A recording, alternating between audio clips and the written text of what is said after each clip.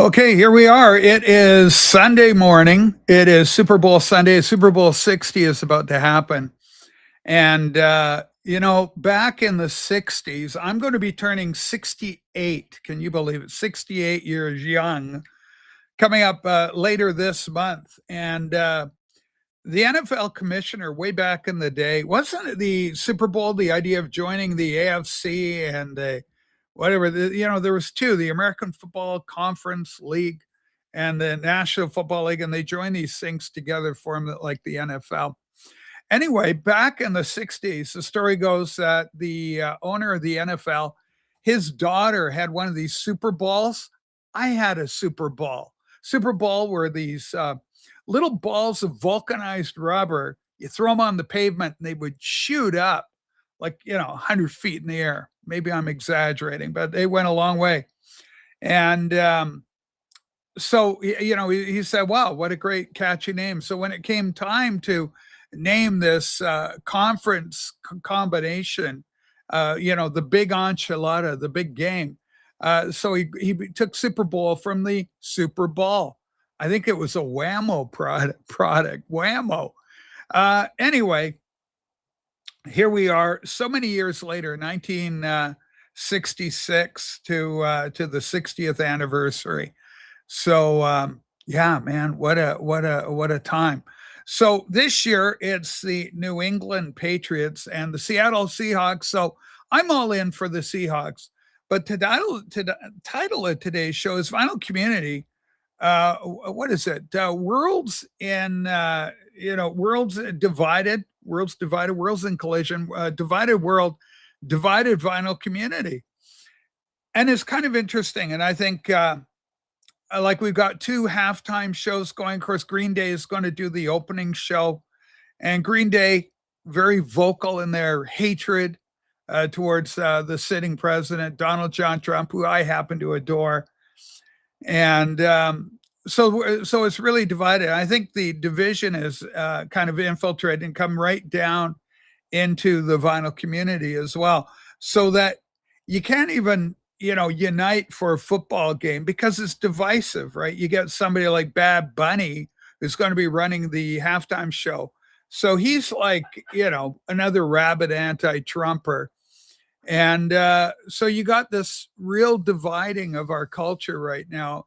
And I think this situation with the halftime show at this year's Super Bowl is indicative of that great divide. And it's not an issue of who's right or who's wrong. It's just an acknowledgement that the division exists. And, it's just the times that we live in. I had my friend Marty put the question in because, it's fairly noteworthy that Massey's currently boycotting me, I guess, for want of another better word for it, as is Harry's Music Room. And, our mutual friend put the question to me, Marty in Oregon. He says, is, some politician worth losing your friends over? And I would argue, I say, well, that's one way of looking at it. I guess the other way you can look at it is supporting a renegade nurse, back in heat, smashing taillights out of SUVs. Is he worth it, right? Is he worth sacrificing me over? So the same question could be asked. For my part, I'm not sacrificing Harry or Massey or anybody else for that matter. I don't move. I stay where I am. The door's open for those gentlemen. They are welcome here anytime they want to show up and do whatever the hell they want to do. But at the end of the day, I'm here. I'm doing the show, and I'm glad you folks are here as well. And the show is continuing to do well.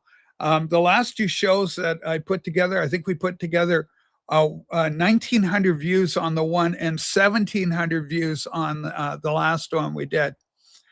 What about protecting pedos? Well, do you think Trump's a pedophile? Because the point is he's not.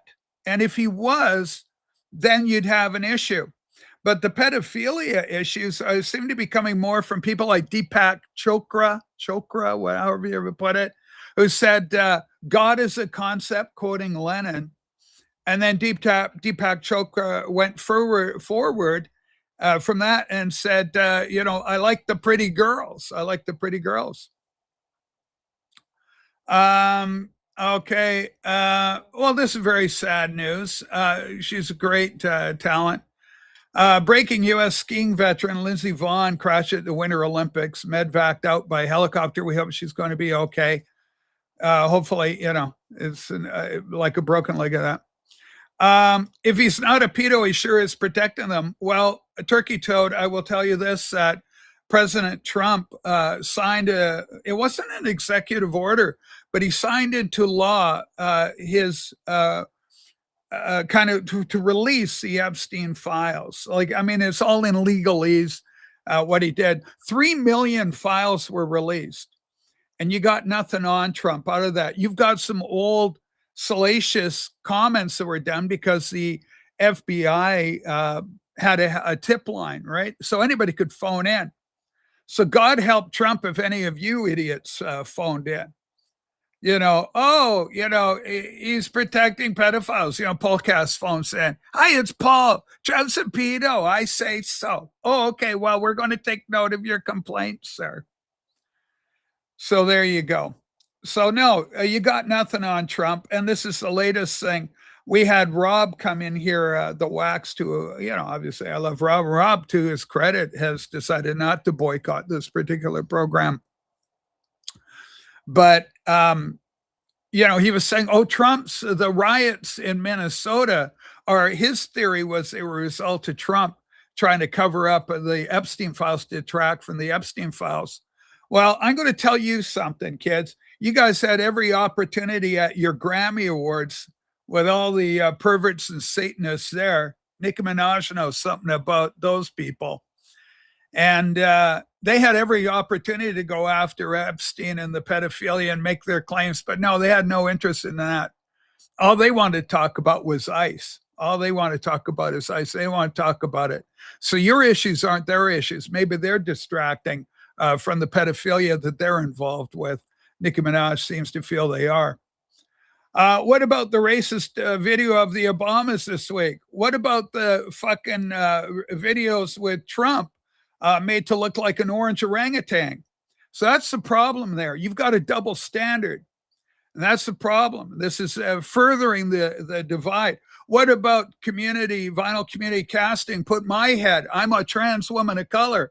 Isn't it racist? I guess it's okay for you fuckers to go and attack me and put my head on the body of a gorilla, knowing I'm a trans woman of color. Okay? I think that's pretty racist, pretty hurtful. I think maybe the vinyl community, all the leftists owe Rachel's ghost a big apology for your cruelty and your hatred, and your prejudice, and your racism that's infiltrated you all in your hearts, turning them against Rachel. Sobering thought, isn't it? Okay. So here's the deal with the halftime show. I think Kid Rock, who was on Fox and Friends, made a really good comment. He was saying, if you don't want to be political about it, NFL, all you have to need to do, if you want to get somebody out of San Francisco, grab Metallica, right? Go apolitical rather than Green Day. Every second soundbite from them is, fuck Trump.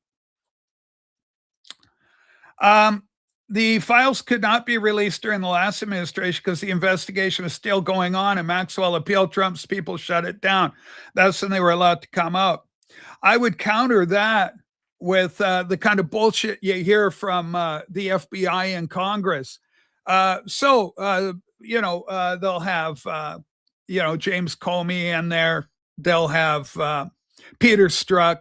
I'm sorry, I can't comment on that. That's an ongoing investigation. That's a very convenient way of shutting it down. So, Paulcast, any Dems caught up in this thing? What about who's the big Dem donor that got caught up in everything, huh? You fucking Dems. You got that owner. Who's the guy? And he's the guy that he put money into Jean Carroll's coffers in order to go after Trump. pretty pathetic and pretty shallow. And so you got nothing. You got nothing, but you got a lot of criminals. Okay. Well, I've already answered your question, Dolan. But you fuckers, what's your outrage this week? Whether it's a criminal nurse, whether it's Antifa that you fuckers love, where's your heart at? And you're sitting here with your outrage of the week. Oh, Trump's a racist. Fuck off with that. Biden's the one that used the N-word, but I don't see you going after that.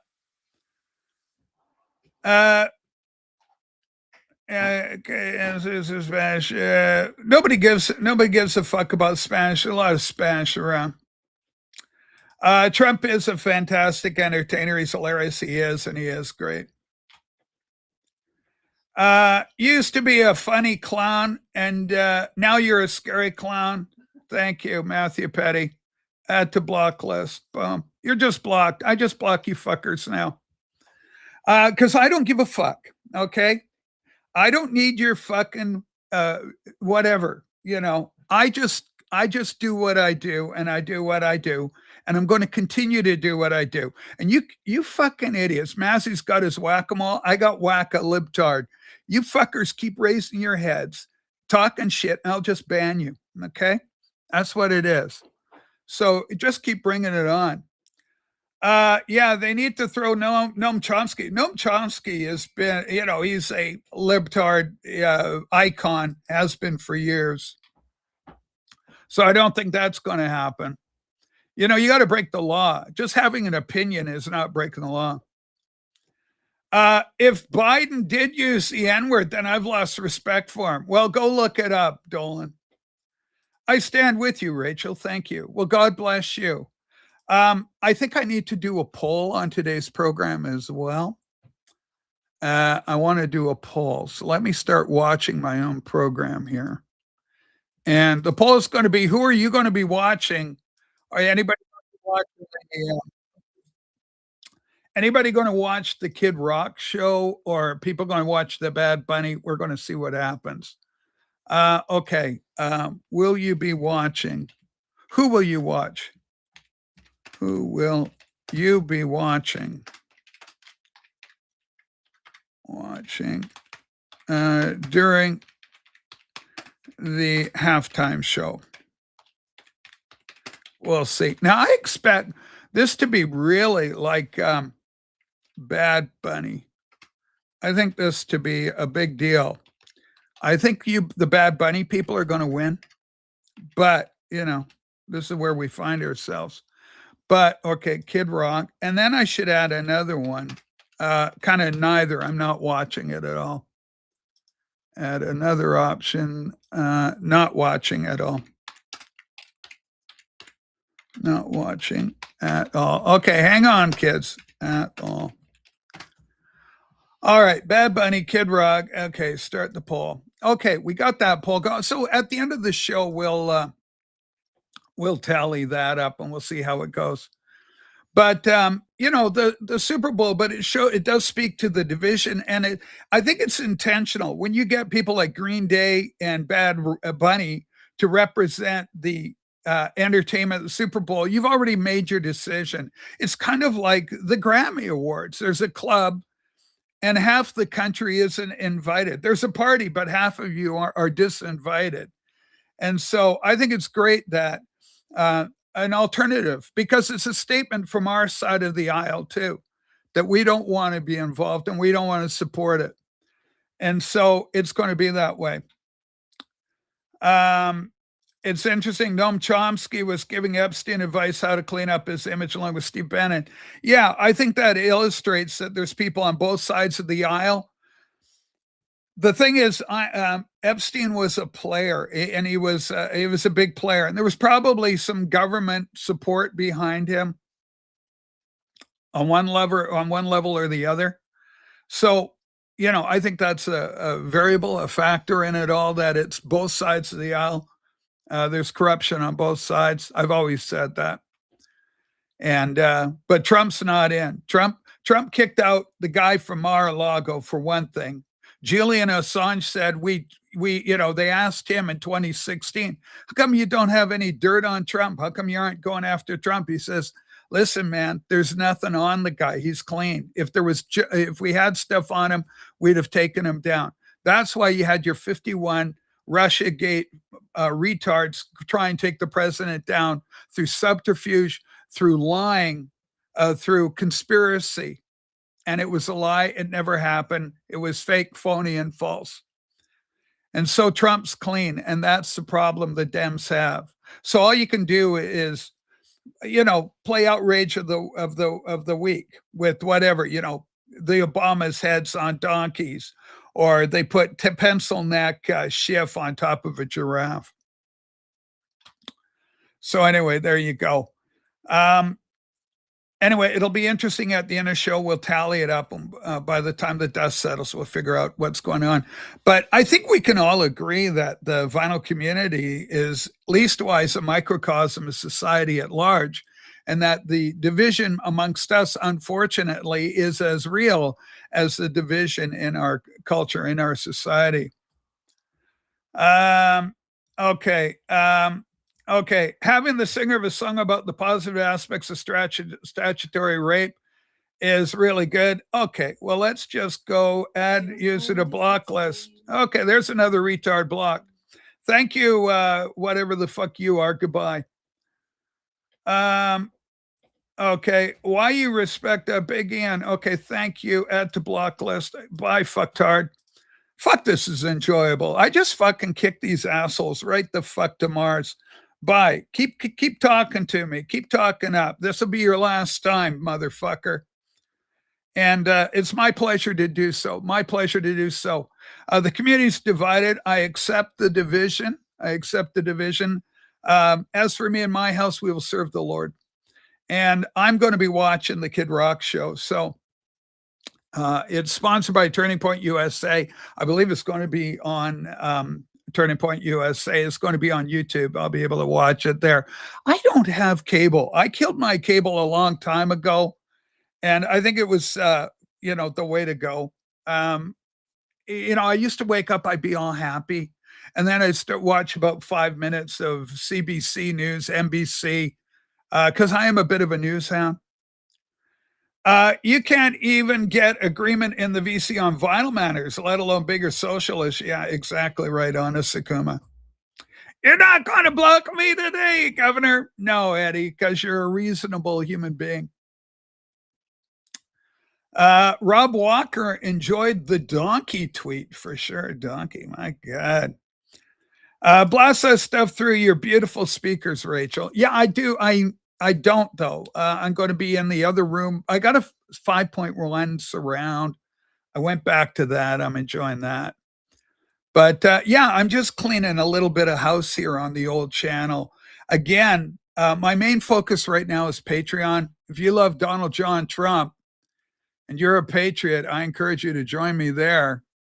Let me grab that for you. P is for Patreon. P is for Patreon. Here it is, folks. For $5 a month, folks, you're welcome to do it. And I certainly welcome your support financially that way.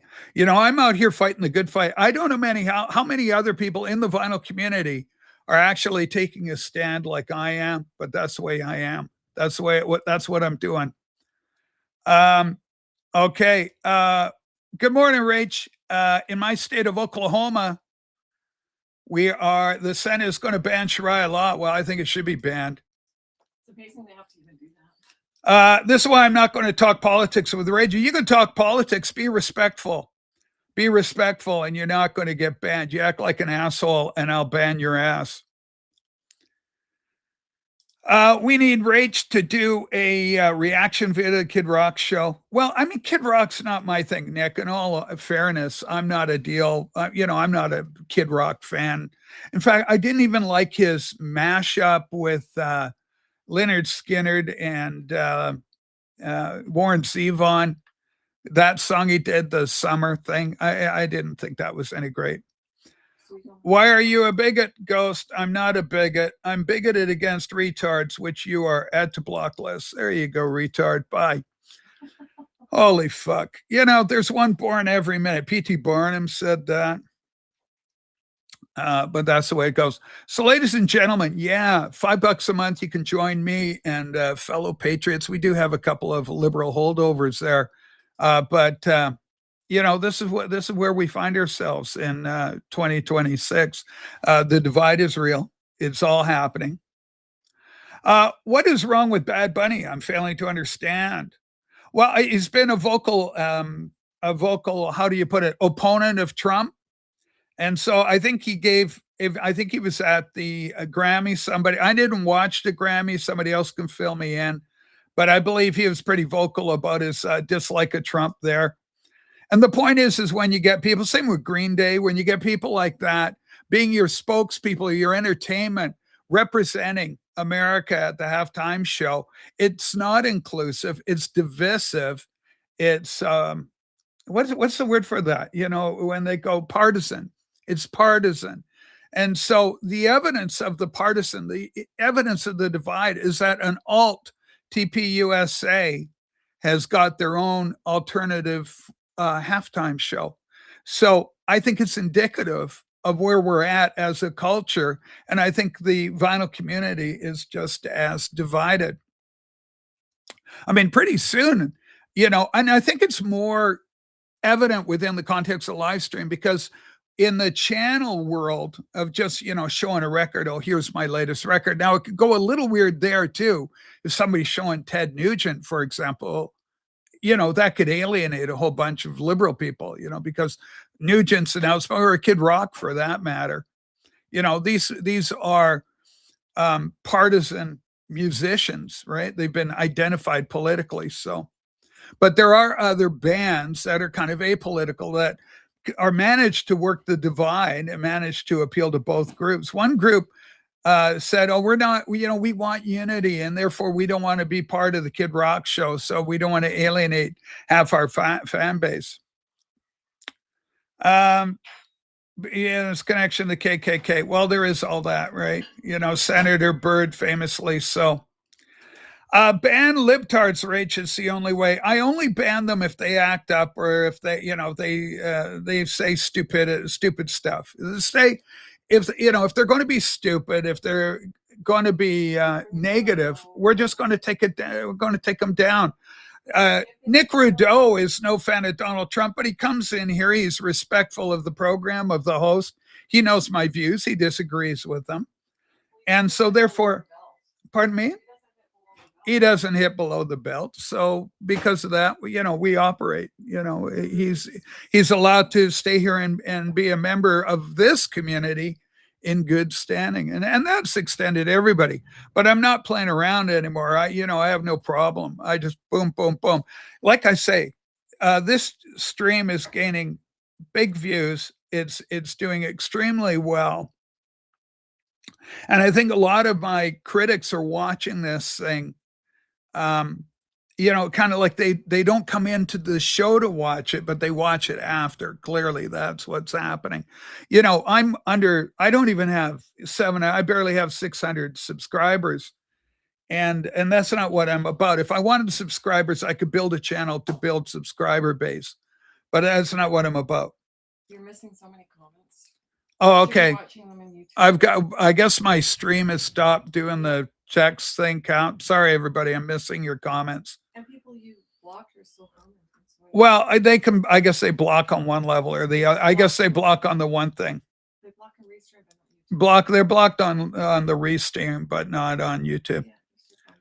Anyway, if I see your bullshit here, I'll block you on YouTube too. I guess we'll just do that. Okay. Trumper and narcissistic ghost and Mazzy. Okay, so we get rid of you. Remove a standard mod, first of all. So that goes. UFO computer. Hang on, UFO computer. We got to ban you. Put user remove. Guess we'll do that. What else are we going to do to him? Okay, now I'll hide user. Hide user. There we go. Okay, let's see who else I need to remove from here. Everyone is so butthurt over the entertainment of the Super Bowl. I mean, neither artist is my thing exactly, but just chill, folks. Well, I think it becomes so political and so divisive, right? That's where the problem. Eddie Perez, the vinyl community is divided on the preference of gatefolds or non-gatefold covers. True. Why can't we be friends? We can be friends. We can be, but you have to make that call, right? You have to decide if you want to be a friend, be friendly. That's one thing. Well, you don't go to Massey's show and start. I don't go to Massey's show and cause shit for him and start talking about Trump over there. I have too much respect for him to do that. Okay. So anyway, so I explained the Bad Bunny thing. Yeah. Okay. I think I'm kind of caught. It was just the one guy that was being a bit of a deal. I think everybody else is being pretty good at this point. Okay. Wearing a dress, game day goes wearing a dress on stage. Well, because the whole transgender thing, right? It's that's become political. Anti-ICE, extremely political. And Trump. Singing in Spanish, every other work is fuck ICE. Trump, big issue for America. Well, yeah. So there is that aspect of things. People not listening to music because of political views is as silly as people throwing second state butcher covers on bonfires because of Lennon's Jesus. Yeah, absolutely. I think the fact that some of us, and I think the operative word there, Scully, would be some, still enjoy Preacher H as evidence of a great country can heal. I think it's a beautiful comment. That, Scully Records, I love that. And I love your attitude. And I love Nick Rudeau's attitude. And I like DM Joel's attitude. We have a lot of people, Bobby Gass, we have a lot of people that would be left of center, that are pretty darn good. Let's take a look. Bad Bunny, 40% are coming in, 43 not watching at all, 17% coming in for Kid Rock. I think that's probably to be expected. That's where we are currently with it. Currently with the poll, But, so I guess the bigger question is how are we going to move forward as a community?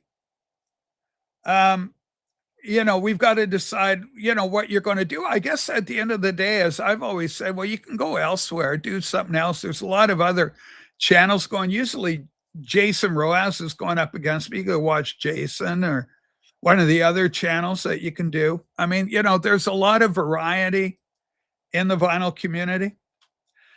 Marty in Oregon. Good morning. Go Hawks. We love Marty. Marty's another one, a liberal person. That's good. Sue, I miss you. I'm sad things have gotten so extreme. Well, Ian, that's who's to blame for that? Who's to fucking blame for that? I had Sue tell me, I don't want politics on your program, Rachel. I even created a separate channel for politics, but I get my liberal friends, they get so wound up, they can't leave it alone because they're watching CNN, MSNBC, and they come in and they got to talk about ICE or somebody, this thing or the other thing, whatever the outrage of the week is, and they bring it here. And I'm not going to, and then, what am I going to do? I can't go, oh, I agree with you. That's never going to happen. So here we find ourselves. In the classic, it is what it is. Yeah, I haven't changed much, says Sue. Go Seattle. I'm cheering for Seattle in this game. They've won the Super Bowl before. This would be a second cup for them. It'd be great. So anyway, yeah, but you people coming in, talking shit, Orange Man bad, that's just not going to happen. It's not going to fly. So that's how I'm going to control for it on this channel anyway. Well, going forward, we're not going to have politics, right? Well, yeah. Well, we don't need politics because I'm taking them out. Then we won't need to talk politics. We'll just take them out, right? If I remove the political people, then I would assume we can just go on, right? Well, we sent a big message. No politics. Yeah. Rich, you don't have to agree, but you react with abuse and anger with people. No, I don't. I react with abuse and anger when I get abuse myself. Right? So, how many times Mazzy and Harry said they'll never come back here in the past? I lost count. Mazzy undoubtedly returned. Harry this time? Jury's out. Yeah, who knows, right, Joel? I don't care where he stands. Bunny is just unlistenable crap. The beat makes me furious. Fuck that garbage. Well, yeah. So, Ian, you may say what you say, but, if you're going to talk shit, smack to me. I'm going to smack your ass out of here. Sue goes, we sent a big message. No politics, and people kept coming back with the insults. Yeah, orange mad bad, pedos, all the rest of it. So I challenge it, and I'll discuss it every time. I won't let it pass, not on my watch. Rachel, you call people retards. I've never been abusive to you, but you placed me in that group. Fuck. What did you say? I blocked your last comment, so I can't even go back to what the fuck you said. What did he say, Sue? Get it for me. I had my reason, Ian. I can talk logically with anybody. I can be very calm and talk about a disagreement in politics because I'm very confident in my own position. What I don't put up with is just the bullshit. Yeah, it's funny how the liberal heroes always start the conversation, but act all victimized when you ask for facts. Correct. And Ian, you should know better. You should know I don't think you're an actual retard. And if you're so worried, you're so worried that I'm calling you a retard, I don't know what your concern is. That people might believe you're an actual retard. Do better. Do better, Ian. You're not a retard, all right? On the books, the official word from Rachel's Ghost, you're not a retard. There you go. Where am I talking shit? I'm making calm points and looking for you to respond. Well, I'm all here responding calmly, Like I said, I reacted to the comment back in the other thing. Whatever your comment was back there.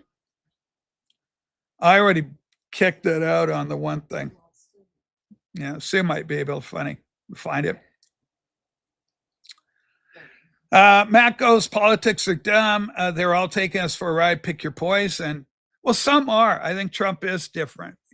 I honestly, literally believe that. It seems that any opposite viewpoint is met with labels and abuse. Incorrect. Am I abusing you right now, Ian? No, wrong. I'm not. So there you go.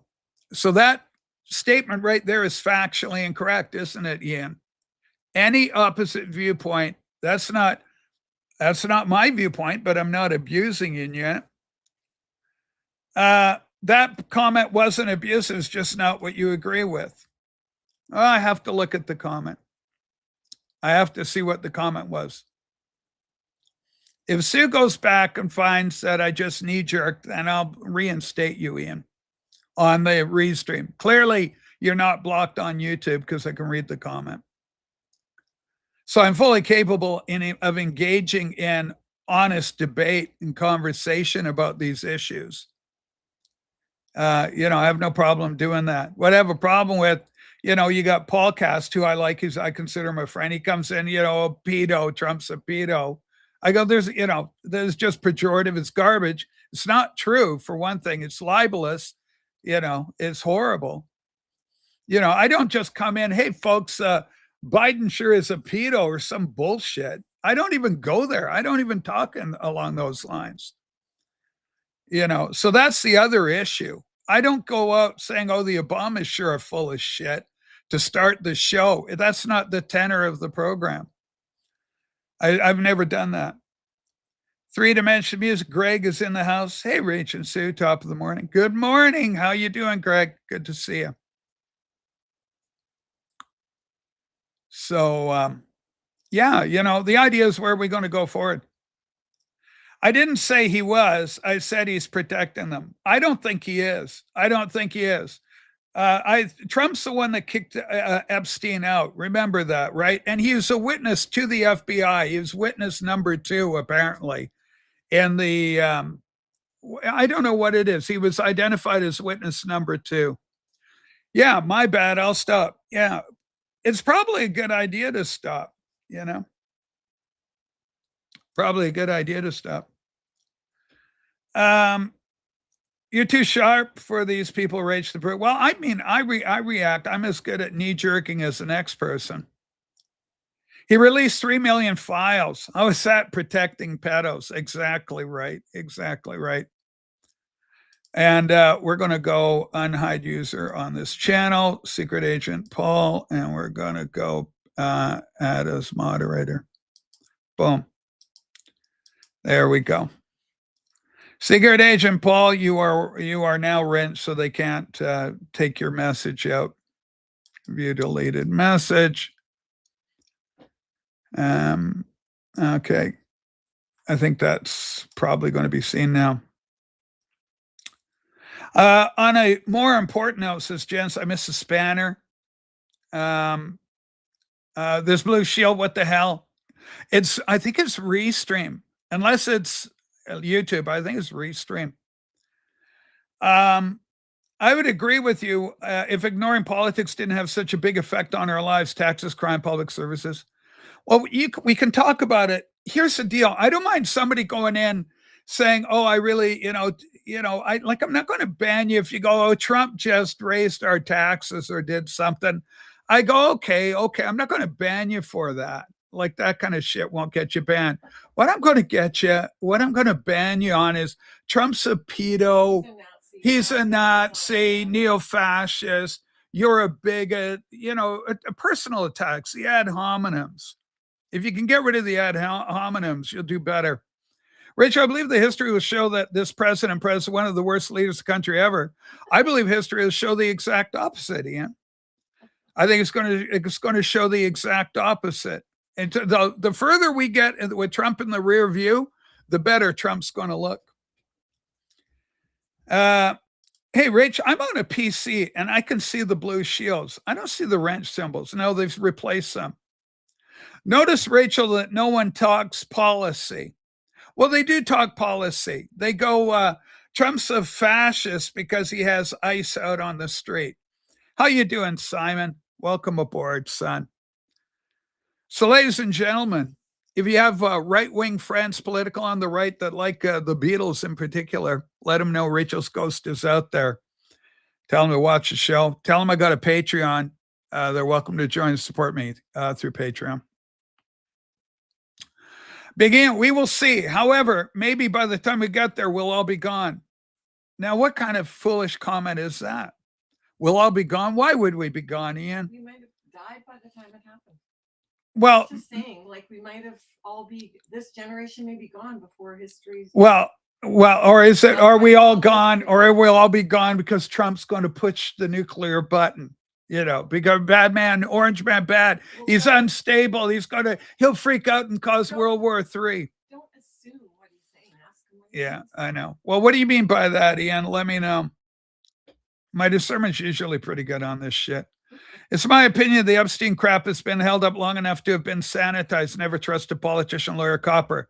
They have their own agenda. Well, Trump was all good with it. Keep in mind, back in 2003, long before you knew who Epstein was, Bobby Gass, Donald Trump kicked him out, barred him from Mar-a-Lago. In 2003, Bobby Gass, look it up, before you knew who the hell Jeffrey Epstein was, or before MSNBC was talking about him or anybody else. Trump was way ahead of the curve blocking that guy. History, meaning in years to come. Well, you're going to find out. Just time will have passed. Well, you get over 200% views compared to your subscribers, Rachel. Compare that to others. There's no comparison. Thank you, Rob. And Rob Walker, I want to thank you particularly for your support. I've had people from England tell me they don't want to watch or they're not going to support or tune in specifically because you're here on the show. And last time I had you on, I had people come on behind scenes cowards calling you and my friend Simon fascist. You're neither of you are fascists. You're just concerned about because you love your country and what it once was. And so because of your patriotism, you're getting slammed by leftists, right? Leftists. Let me throw the invite out to anybody who wants it. How am I got to go here. Hang on. Let me get this thing. So Rob Walker, I appreciate you. The one constant is change on this program. We always get in the changing of the guard. So if Harry and Mazzy are out, well, God bless them. I love them, but we're going to get somebody else in. Hang on, I got to drop it in here, apparently. There we go. Anyway, there's the link. Anybody wants to talk about the divisiveness of the vinyl community, their thoughts on the halftime show being divided, welcome aboard. So we shall see what happens. Chuck, welcome again. I thank you for your support. I thank the liberal people even more than my own people for this thing, my own people that are in sympathy politically. I think it's a more difficult call for them. And so there is a certain degree of courage required of them, you know. There's a thing called, what is it? In Instagram, it's another thing where, and I always see a clip that shows something or other, like you can do it, but you have to subscribe to it in addition to Instagram. It's real. It's like a real thing or something. It's time to move on, Rach. Wax and Massey have jumped ship. Well, this is what I'm saying, Jim. Like the constant shame. I totally concur with that comment. So I'm constantly in movement. All right, everything's going on. Rob the Wax does not jump ship, though. Wax does not jump ship. So keep that in mind, Jim. I would be a lot more worried about Putin pushing the nuke button long before Trump. You know, Tim, I would be more worried about Europe pushing the nuke button long before Putin, quite frankly. I think Europe has the most to lose. Russia is winning the war. They are just grinding the Ukraine down. Go look, ask any artificial chat, GTP, Grok, any AI program, and just ask the AI who's gaining more territory, Russia or Ukraine. I guess you could base a victory of a war on who's got the territory, who's got the most land at the end of the war. That's going to tell you what's what. That is going to tell you what's what. So figure that out. Again, I'm not able to follow in StreamYard. I have to follow you all through the conversation here on YouTube. Okay. And I might add, never trust what a live streamer tells you. Bobby, you got to trust Rage. Okay. Okay. I just stopped by for the first time in a long time to see how things would be. It used to be so many laughs. Maybe another time. Yeah, maybe another time, Ian. Happy hunting, kid. Happy hunting. You know, stop ice. But will Wax follow Massey? No, Wax has always been his own man. He does what he wants to do.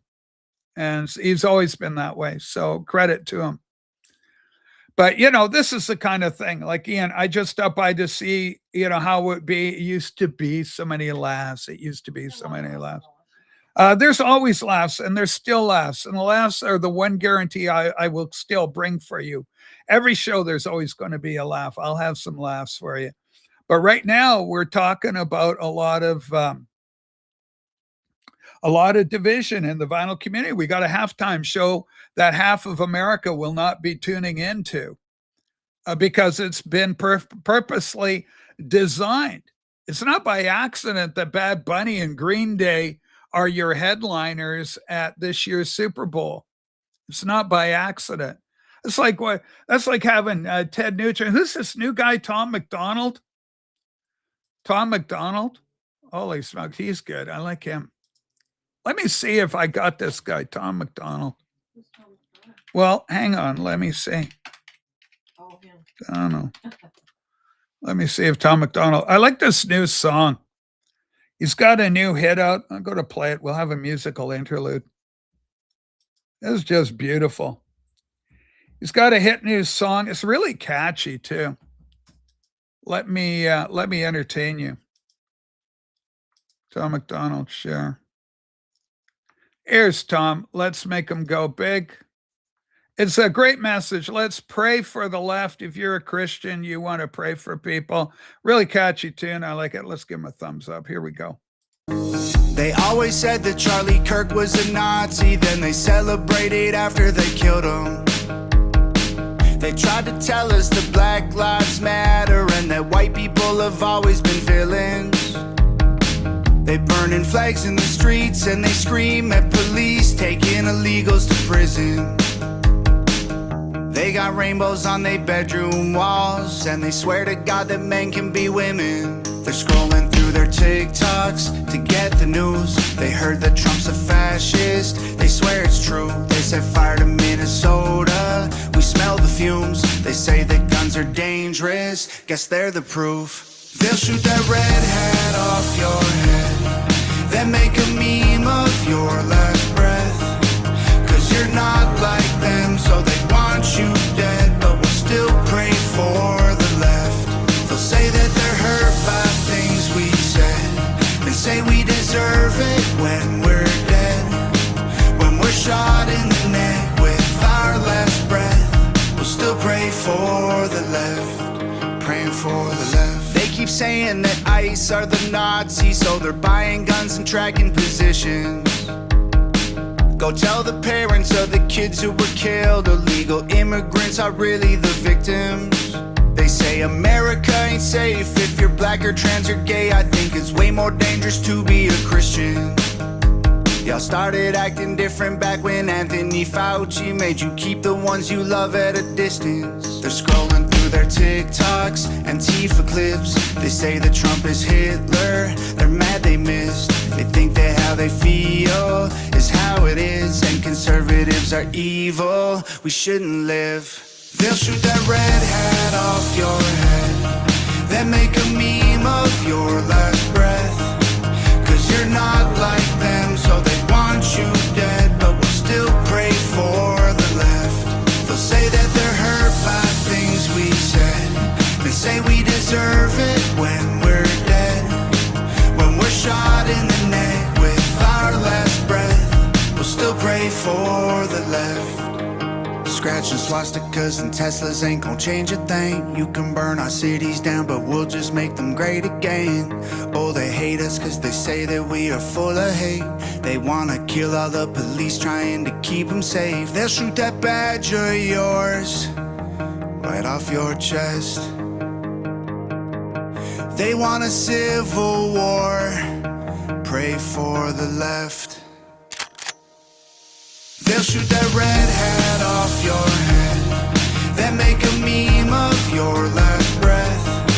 Cause you're not like them, so they want you dead. But we'll still pray for the left.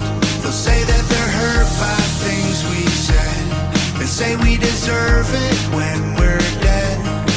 When we're shot in the neck with our last breath, we'll still pray for the left, praying for the left. All right. Tom MacDonald, I just love it. Fantastic. Here's a link to that. You can watch it on your own time. I know a number of you will want to tune in and watch that thing on your own time. Such a great song. So, yeah, really good. All right, let's see how the kids are doing. Okay, blah, blah, blah. Okay, two friends. So, okay, talking Seahawks. Yeah. Okay, I think Seahawks only because I don't want New England to get another trophy. They've won a few of them. Tom Brady. What a weird looking puppy this cat is. Pins and tats all over his face. Dude is messed up. Man, if you ain't happy who you are, then change your mindset, not your appearance. It's a generational thing, Bobby. You're born in 1947 or so? Is that flow state? Thank you, Matthew. Bobby has a tattoo of mom on his arm. Huh? Doesn't Bobby have a tattoo of mom on his arm? Bobby with a mom tattoo? I don't think Bobby's got any ink at all. But, we just had Bruce Springsteen. He came out with his Pro Ice song. So, you can go and watch Harry's show and maybe you'll see the Bruce Springsteen song played there. But there's Rachel's Ghost Show. So we're going to play that one. Okay, Rachel, is this show going in a new direction? Thinking, halo, thinking, giggle, winking. Ivan, it's the same old show. We're just doing what we do. We're just dealing because it's Super Bowl Sunday, and they've got two different things going on, right? Does anyone remember laughter? Yeah, holy smokes. Led Zeppelin, ladies and gentlemen. The song remains the same, right? The song remains the same. You want to mention the new tag by any chance? Okay, there is a vinyl tag going. Sue, do you want to get the link for it? And we'll do it. Speaking of liberals, our friend Pretty Green Vinyl Guy's got the singles tag going. So if you've got 45s in your collection, you want to do that, you can tune into that.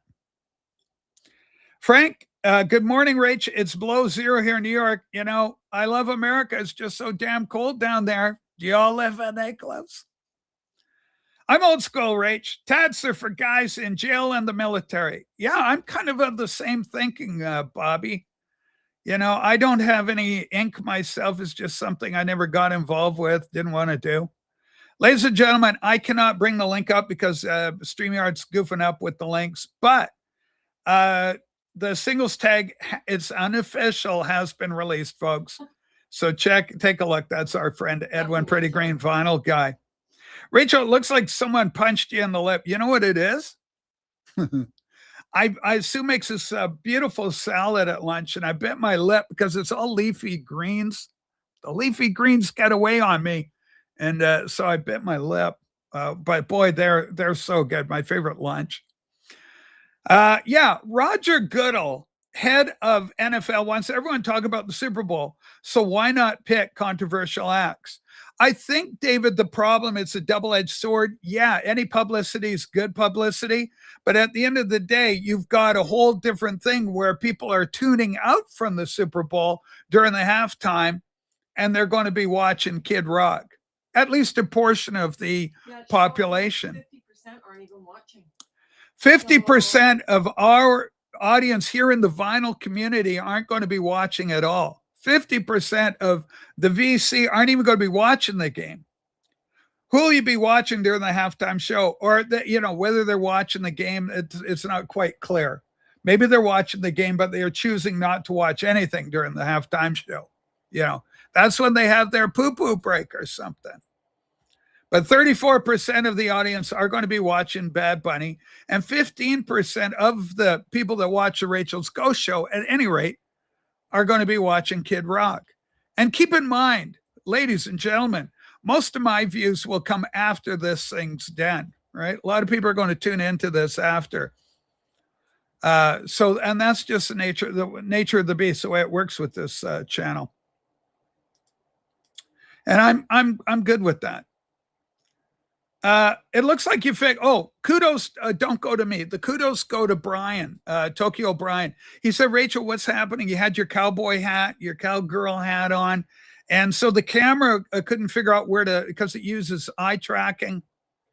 And it couldn't figure out what was going on between my glasses and the hat. You need a smaller cowboy hat. I need a tiny little, there's a snake in my boots. Need something like that. I got to see how I don't want to put on anything in case it makes it go goofy. We can try it, though. Is Big Bunny or Bad Bunny actually famous outside? I think within a certain cohort, within his own generation, within his own, cohort. I'm sure he is. Yeah, I'd never heard of him until this Super Bowl thing. I'd heard of Green Day, obviously. I like Green Day as a band. I like a number of their songs. Their politics aren't my cup of tea. Well, let's see how we do. You can see your eyes pretty good there. Okay, well, we'll see. We'll see. Oh, Russ Bennett just joined Patreon. Thank you so much. Okay, don't use his full name. Well, no, he's right here in the chat. Okay. Wait, tell me he needs a wrench. Oh, I can wrench him up. Okay, Russ, wherever you are, I'm in the wrong thing. Russ, I want to thank you for that. It means a lot to me, Russ. I appreciate that. Shielded him up. Yeah, I appreciate everybody's support that way. And I guess there is, a divisiveness. If you're a Patriot fan, my hat's probably not doing me any favors. I'm tuning out. I can handle the religion and the politics, Rachel. But once you start supporting those damn Seahawks, that's it for me. That's a bridge too far. But I thought you'd be rooting for the Patriots since the owner is MAGA. No, Nick, I've always been a Seahawks fan. You gotta go with your territory, with your turf. Seattle's next door to me. What do they call us? The 12th man, the people that come down from Vancouver. They drive across the border and they come down there and they support it out.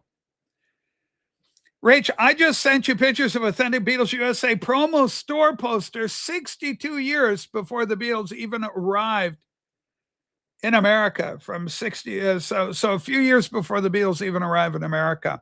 1962, I assume. Holy smokes, ladies and gentlemen. We'll do that, Frank, as a change thing. I do want to thank Russ for his support. Sue dropped the link to the Patreon again. Rachel, here are the pictures of an original 35 by 23 in-store poster I just received. That's an amazing thing. The stuff that this youngster gets is unbelievable. Let's just show it here. Let me share this for you. Ladies and gentlemen, it's a good excuse to give a shout out to Frank. This poster just arrived into Frank's shop. And please support Frank, Mr. Stickermania. He's a good guy. He's another great channel, another guy. He loves the Beatles like I do. He loves Led Zeppelin. He loves the Stones. He's classic rock all the way. I consider him a personal friend of mine. Really good guy from the great state of Kentucky. So there it is, right? Puritan Fashion Score. Carries autograph photo of John, Paul, George, and Ringo. All there, the Fabs, ladies and gentlemen. So, yeah, pretty darn cool, Frank. Always getting something new in. So, yeah, folks, you and the Peanut Gallery, it's all there. And again, I can't thank you enough. Each and every Patreon supporter means a lot to us here. Speaking for both Sue and myself. Okay, Kevin Sprague goes, no one wanted to watch the game with me, so I hadn't planned on watching. I have no friends. Well, Kevin, I'm your pal. I'm your little friend here on the on the interwebs, Kevin. I'll be your little pal. I'm rooting for the Seahawks because I don't want the Patriots to have more Super Bowls than the Pittsburgh Steelers, a storied franchise. The Steelers, remember, what was it? I can't remember his first name. Bradshaw. What was his first name? Tell me Bradshaw's first name. I have brain fart. But remember, during the Bradshaw years, the Steelers won all the time. Frank is very knowledgeable indeed. My niece and her boyfriend always take the ferry from Victoria to Seattle to attend Seahawk games. I'm not sure if they're going to Super Bowl. Yeah, they got to get down to San Francisco, right? Terry Bradshaw, thank you, Tony and Joe and David. Terry Bradshaw, yeah, God, you got old, right? I'm turning 68. For the love of God, 68 coming up in a few days. Terry Bradshaw, Rach, that's the man. Yeah, he did. Didn't he sell peanut butter? Didn't Terry Bradshaw sell peanut butter? I know he did commercials, everything. It was like Joe DiMaggio, Mr. Coffee. Where have you gone, Joe DiMaggio? Our nation turns its lonely eyes to you. Now, there's some great lyrical content from a couple of leftists. Okay, so I put the link out. Can I get a link? Yeah, you sure can. I got to put it out here because I'm not getting the goodness the other way around. All right, there it is, Marty. Click on that, and that should bring you in with me. Anyway, it's very nice to have Marty join me up here. All right. Anyway, Terry called his own plays. Kind of cool.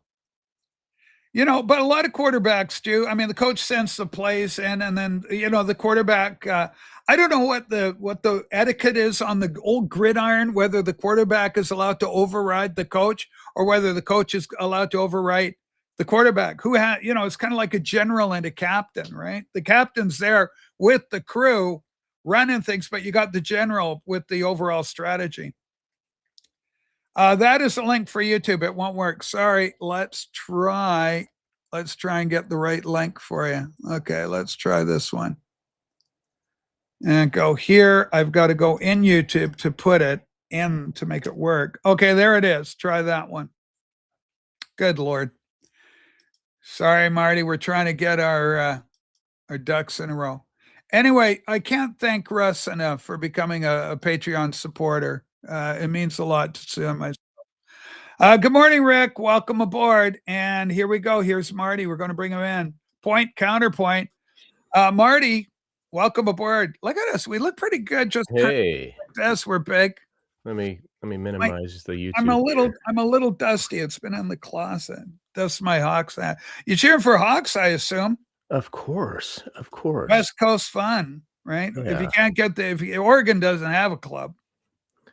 No, they've talked about it over the years, but I think we have more of a chance of getting a baseball team, which I would like more. I dig college football in Oregon. It's really big, of course. Yeah. The Ducks and the Beavers used to be really good. So what about San Francisco? They got to be the closest thing to you, right?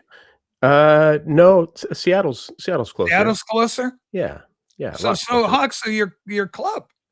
Yeah, for sure. Absolutely. All right, Love good, the yeah. Hawks since I was a little kid. Yeah, we love the Hawks here. Of course, I think maybe I'm like Rob, I'm a Redskins fan from when I Yeah, was a little you're boy. watching now. Why I know why Rob's a DC fan. What makes you an old Skins fan? It's kind of one of those little kids stories. When I was a little kid, the Redskins were playing the Raiders in the Super Bowl, and I went over to I think I must have been 6 or 7. And I went over to my aunt and uncle's house. My parents dropped me off there, and I watched. That was my first Super Bowl, and I thought, man, Indians are so cool, and I liked their colors. And the Raiders, they're pirates, they're the bad guys, right? Yeah. So I just chose the Redskins, and the rest is history. I've loved them ever since. Yeah, it's interesting as kids how we get influenced. I'll go quickly answer this, and then I want to talk more about what Marty's talking about here. What's better, Rachel, Restream, or StreamYard? For some reason, this has decided to kickstart, and I can see your comments again. A StreamYard's better, but Restream is far more affordable. It's way cheaper. Oh, okay. I didn't know And that. so I use Restream because basically the price is right. It's free.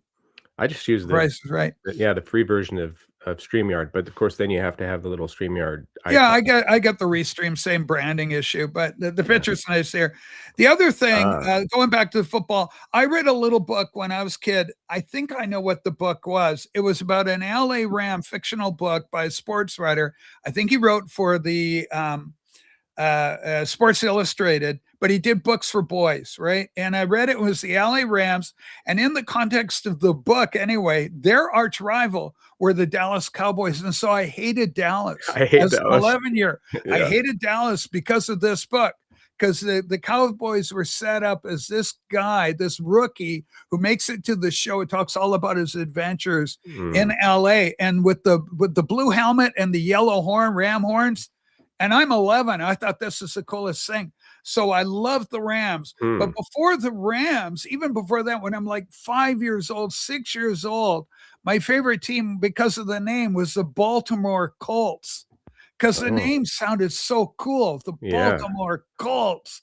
And with the white helmet, the horseshoe, the blue horseshoe, and everything. That's the Colts. That And when they probably had Johnny Unitas. Is he Johnny Unitas. So Yeah. he was a household name, and he was like, the hype around this guy. And so even as a 5, 6-year-old, I could pick up on that kind of energy. So he That's became my cool. thing.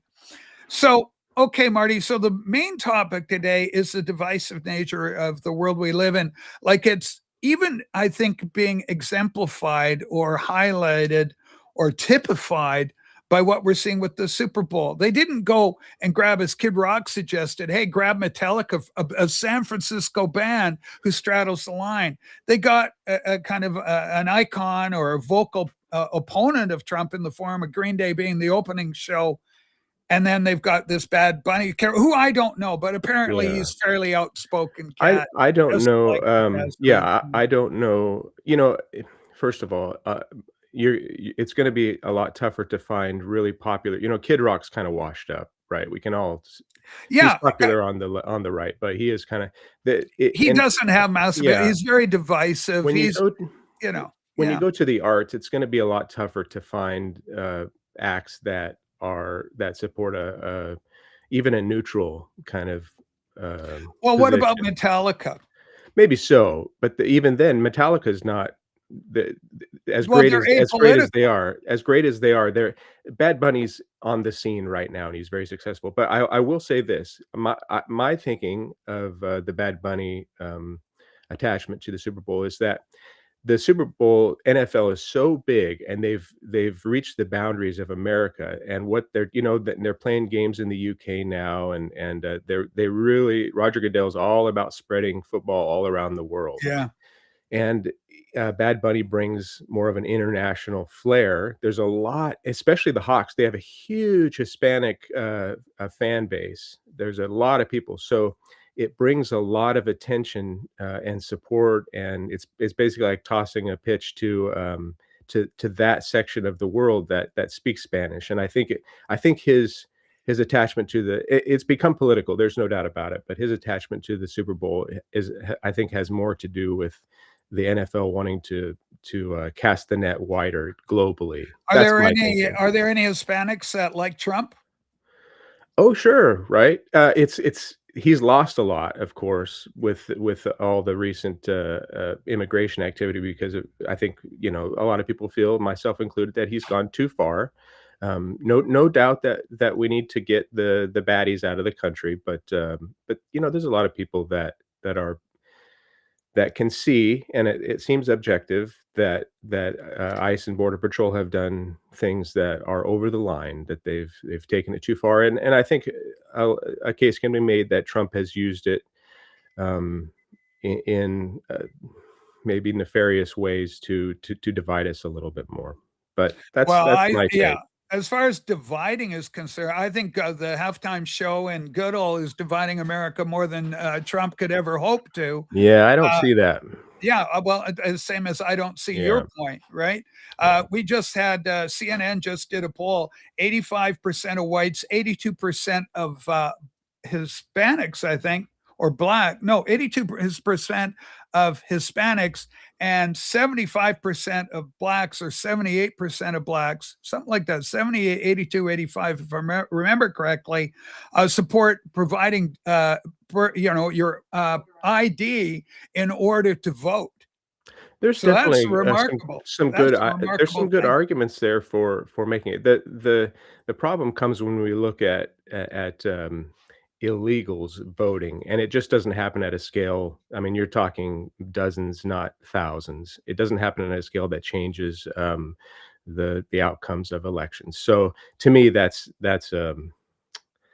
a scare tactic, and Trump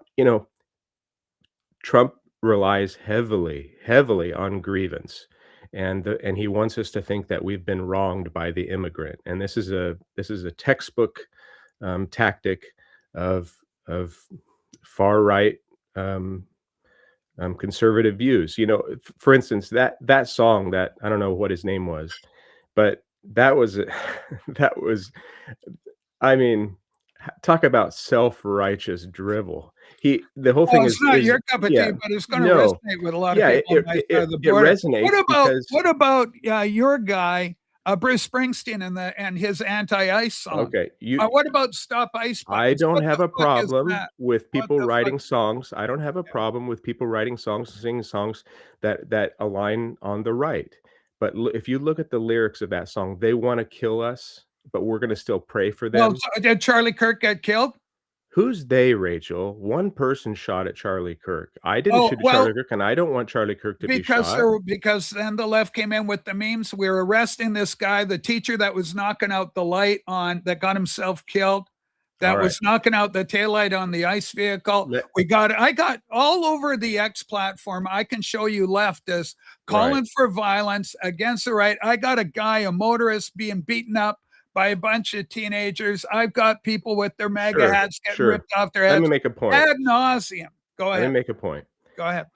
What you have when Charlie Kirk got shot, you can find a lot of people that celebrated that didn't agree with him and that thought that. But to a person, all Joe Biden and Barack Obama and Kamala Harris and everyone on the left, those mainstream names that we know, they all said, please be peaceful. There's no cause for violence. We should not, this is unacceptable and we shouldn't have it. Now, when Alex Preddy got shot, the first thing that JD Vance came out and said that he was a domestic terrorist and he was there to massacre people. And Kristi Noem came out and said it, and Stephen Miller came out and said it. We can always find knuckleheads in the periphery and all over social media that will back up and justify our comments like, see, they hate us, they want to kill us. But when you look at our political leaders, the ones that are doing that on the right, it's not even there's no comparison to what people are saying on the left in the current time. So you're going to be able to find people who will celebrate Charlie Kirk's death. That's not an issue. But you're not finding that in the political leadership on the left. And there is a massive, if you look at the lyrics of Bruce Springsteen's song and the lyrics of that guy that we just heard, there's a massive, massive difference in how the other side is portrayed. I'm going to point you to Michelle Obama, her rhetoric talking about white people, that white businesses should be made to suffer, that nobody should be supporting. Well, you'll have to show me that. white-owned You'll have to show businesses. me that because I don't think that she ever said that white business should be made to suffer. What the exact quote, I believe, is don't support white businesses. I still don't think she Okay, would I'll say get don't it, support white Obama. businesses. Just hang on, I'll get it. If she did, I'll gladly condemn her for saying that. Yeah, no problem. I'll get it for you. Business. All Michelle right. just brought me this lovely. Oh, what is this? Foamed. Oh, I think it's got foam on it. Yum. Let's go, Michelle, for that. Where's my producer? She's out making breakfast or doing something. No, but I want you to grab the clip. Okay. Okay. Okay, hold on. I want to get the. Okay, here it is. Okay, here's the quote coming up. And let's go here. Okay, for our collective edification, ladies and gentlemen, Michelle Obama in action. And let's make her big. Let the lady speak. Let's get her some volume. Here we go. Michelle Obama, ladies and gentlemen. If I hear of someone whose fashion that I like and I know that they're a person of color, I try to make it a point. But the clothes have to be available. Right. You know, I think we can all do some work to think about that balance in our wardrobes. You know, what does our closet look like and who's in it? Mm-hmm. Who are we supporting in it? Right. You know, and I think if you have the money to buy Chanel, mm-hmm. then you have the money to buy everybody. Right. And so let us be mindful, I think would be my advice. Yeah. If I hear of someone... So what she's saying... Oh my goodness, Rachel, okay. You cannot misconstrue that as being something where she was saying...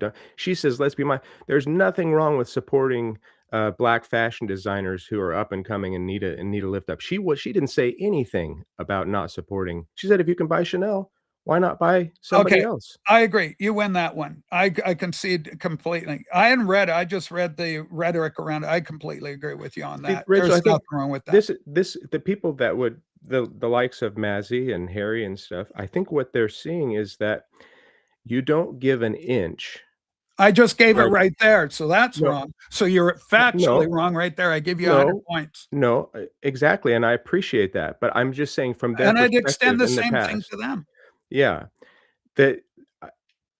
and I will acknowledge right now, I appreciate that you did right there, but I 100%. think that maybe the reason why there has been this split is because that's not the historical Rachel, and bullshit. Disagree completely with that. Okay, all right. Well, but maybe you could acknowledge that that's their perception.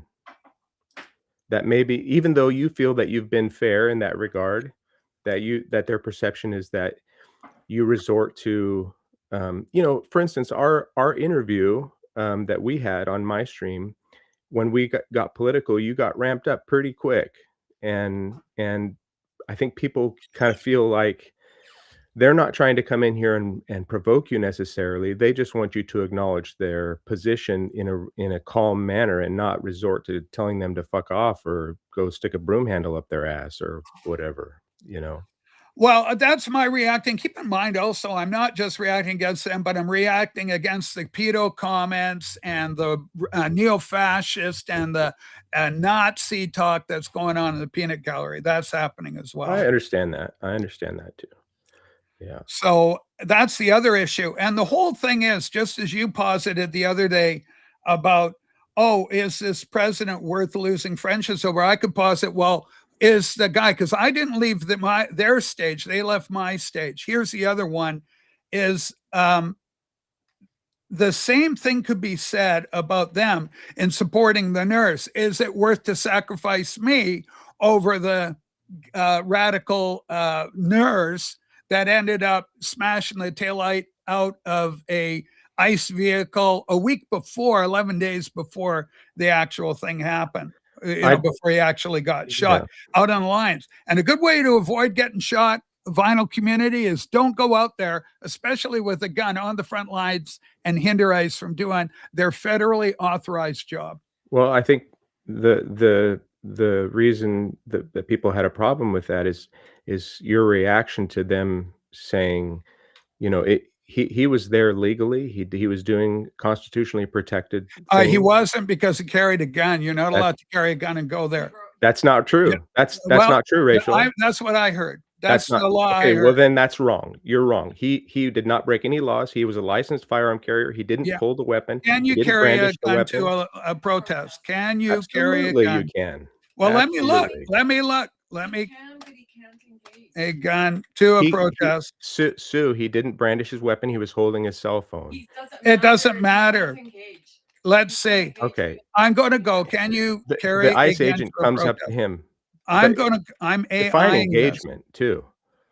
Okay. Well, he went in to intervene because the guarded, or the ICE guy, or actually it was Border Patrol, had pushed the woman down. Yeah. Why did he do that? Why did he push her down? Because he was wrong to do so. No, there is no simple yes or no answer on this. It depends entirely on your location in the U.S., as there's no federal law banning firearms at protests. So you can bring the firearm to the protest, but it's not a simple yes or no. The irony is that all the Second Amendment people who are protecting him, not all, but some of them are they'll support Kyle Rittenhouse, a kid that was too young to own the gun that he wielded, taking that to a protest. And though he may have responded in self-defense or something, that can be argued, I guess, they totally see him as a hero. And he was brandishing his weapon and pointing at people, and then Alex Pretty comes. He has it on in a holster on the side. He never went for it, never grabbed it. He's there to film. He didn't actually go up to the ICE agents. They came up to him, tackled him on the ground. They pulled the gun out of his holster, and then they shot him 9 times. Okay. Okay. Now, Petty participated in protests against federal immigration enforcement, ICE, in Minneapolis amidst crackdown under Trump admin. He was in physical confrontations. Was he allowed to do that? So I'm having a little conversation with the AI and saying, is he allowed to do that? The physical confrontation was initiated by ICE or by Border Patrol with Alex Pretty. Well, no, he went in to protect the woman that was pushed down, apparently. That's what I heard. He gets pushed down. He reaches down to lift up the girl. They come behind him and drag him off and tackle him to the ground. He did not engage the ICE. If you watch the video, the ICE agent, he's holding the phone like this. The agent comes to him, backs him all the way up to the sidewalks. He backs all the way up to the sidewalk, and then they push the lady down, and he goes to help the lady get up, and then they tackle him. Yeah, I mean, I think you can get into different arguments about what, the legalities of what he was up to, or what his role was in the thing. I will say this, that the police in New York City chased a boy through the park. In a case of mistaken identity, they put a bullet through his heart. So is it overreach? Yeah, it looks like the cops were wrong to shoot him. Yeah. I also agree with that. But the point is that if you want to live, don't get near those fuckers. Like I'm the not more saying you it. I stay away wouldn't from say it those was a fuckers, wise the better thing you're to gonna take a do. gun there. I wouldn't say it was a Yeah, wise thing especially if they're a to do. bunch of But assholes that are that's going to not shoot you 9 times. I don't want to be anywhere near people like ex that, Marty. exactly, but that's not justification to end his life. I mean, what it looks like what happened is one of the officers pulls the gun out of his waist, and then somebody says he's got a gun, and then Yeah, and they immediately they freaked start out. firing. So it's tragic all the way around, no matter which way you look at it. But Alex Preddy was not to blame for being there doing something that is protected by the Constitution. And rightly so. The we have hundreds and hundreds of examples of ICE agents and Border Patrol agents. Constitutional right. Well, yeah, but hold on. Marty's position is he didn't interfere with the cops. They went at him. He didn't. So he's an We can look at innocent the video. bystander just taking a film while lawfully taking a film. So from that, if you Right. accept Marty's position, then you have to agree with Marty. There's no And disagreeing the with it. reason he's there is to document all the heinous things that Border Patrol and ICE have been doing. They have been terrorizing a lot of people, a lot of citizens. That you can go look at testimonies of dozens of U.S. citizens who have been hauled in and detained, handcuffed, they're racial profiling people, which they're not supposed to do. They're detaining people without warrants, which they're not supposed to do.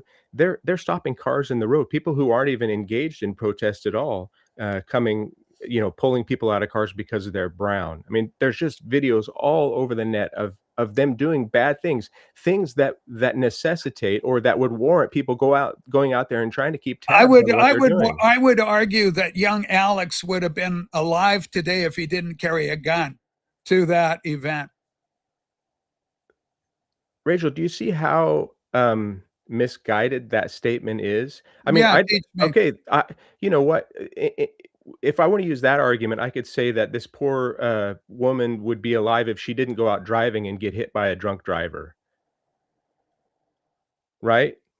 Well, one is avoidable, the other's unavoidable. One is because of your behavior, the other is a result of the other person's Do behavior. anything to justify what happened to him. Yeah, His because behavior, the cop goes, he's got a gun, and then everybody freaks out. If I that's want not to Alex live, I don't Preddy's want to bring fault. a gun around a bunch of unstable, evil ICE agents just by your own testimony on these. This is the perfect example of why him carrying a gun there and them losing control and doing this is their overreach of power. And it apparently was Border Patrol. It wasn't Yeah, ICE right, it that was actually Border dealt Patrol. with them. Yeah, Border ICE is just so much easier it's such a easier catch-all, but yeah, a lot of people have been saying ICE, and it was Border Patrol, but they're operating within the same parameters. I'm not sure why they're 300 miles from the border, but so be it.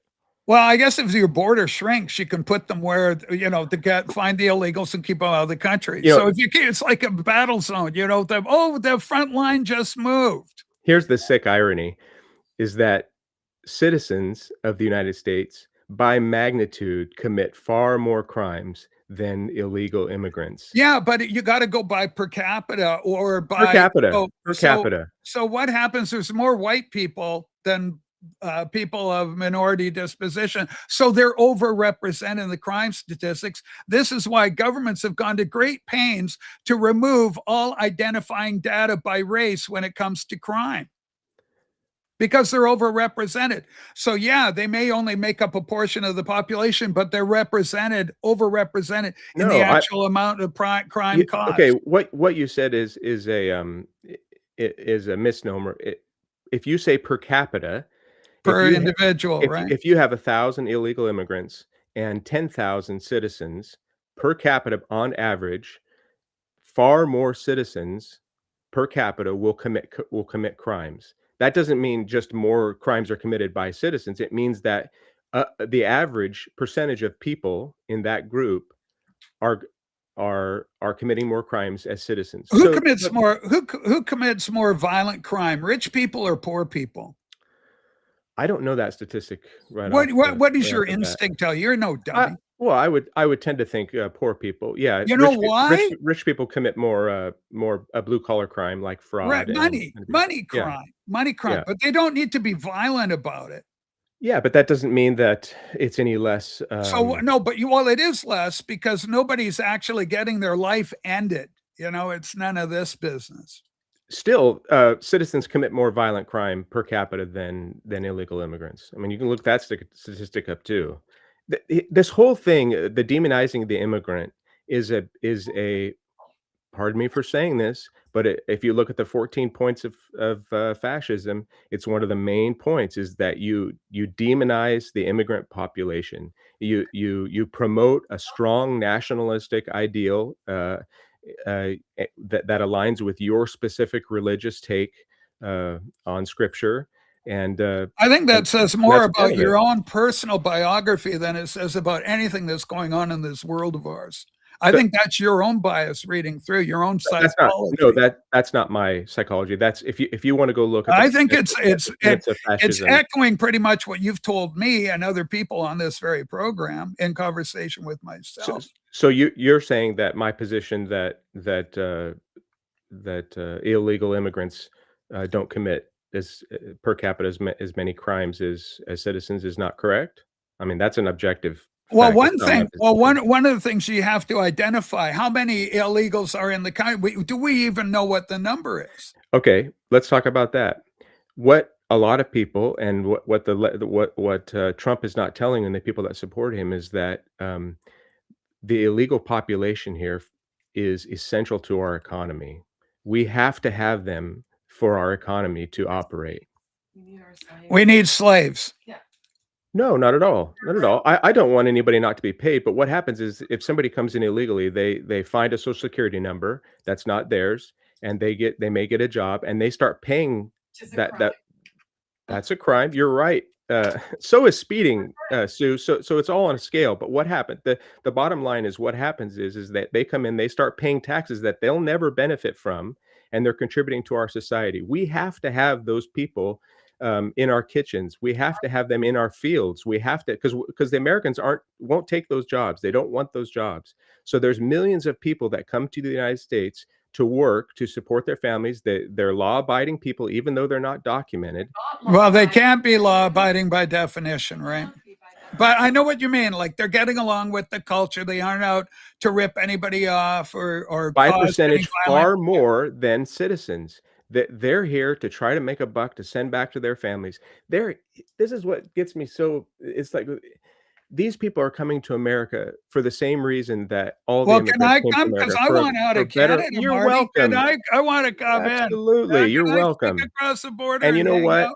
If you want to sneak over, I got a bunk you can hang out in Oh, until you get your paperwork we're squared both away. we're both And going I to be in won't trouble. call ICE to turn you in. All right. All right. So I mean, obviously, like this whole idea about fascism, I think that's the kind of rhetoric. What's a Nazi? What can we do to Nazis? Should we kill Well, Nazis? I'm really hesitant Nazis to are use evil, so I should we know. kill them I'm before really they put us in the ovens? I'm really hesitant to use the fascism word. I don't You're like to now, throw it but you around. have used it. You're starting to I see it. only said that I didn't call anyone a fascist. I said these are if you look at the tenets of fascism and how it gets started, these are the things that are on the list. Yeah. And one of those things, one of the main things is to demonize the immigrant population. What Okay? about the 10 points like Sue saying of commies? So like Yeah. having Oh, absolutely. so Sure, Sue. when you guys shut down the roadblocks, you take over the highways What and in what you take regard? over the interstate. Well, like in Minnesota, so they're forcing people to show ID so that they aren't ICE agents coming through. So Antifa and other associated groups are standing on the street corners with blockades, barriers, in order to control traffic coming in and out of sections of Well, town, so they can track yeah. ICE. That if that's being done by a government organization, then I would have serious questions about why they're doing it. It's Absolutely. But not if government. It's not okay, government. all right, It's then there's a huge difference between an administration that is instituting these policies well, it's and also yeah, and knuckleheads on in a in a suburb organized somewhere. knuckleheads. Organized knuckleheads. So we broke the code on their signal comms, so it's all organized. We got Don Lemon breaking into a church. So he's in trouble for doing that because it violates what the FACE Act And they got him on the Ku Klux Klan Act, kind of I think forcing his views there's some real down. gray area in the Don Lemon situation. Well, we're going to find out how gray Yeah. that area is in Well, court. we were going to find out about James Comey and Leticia James and all these people, and those just fizzled out because not even conservative judges would.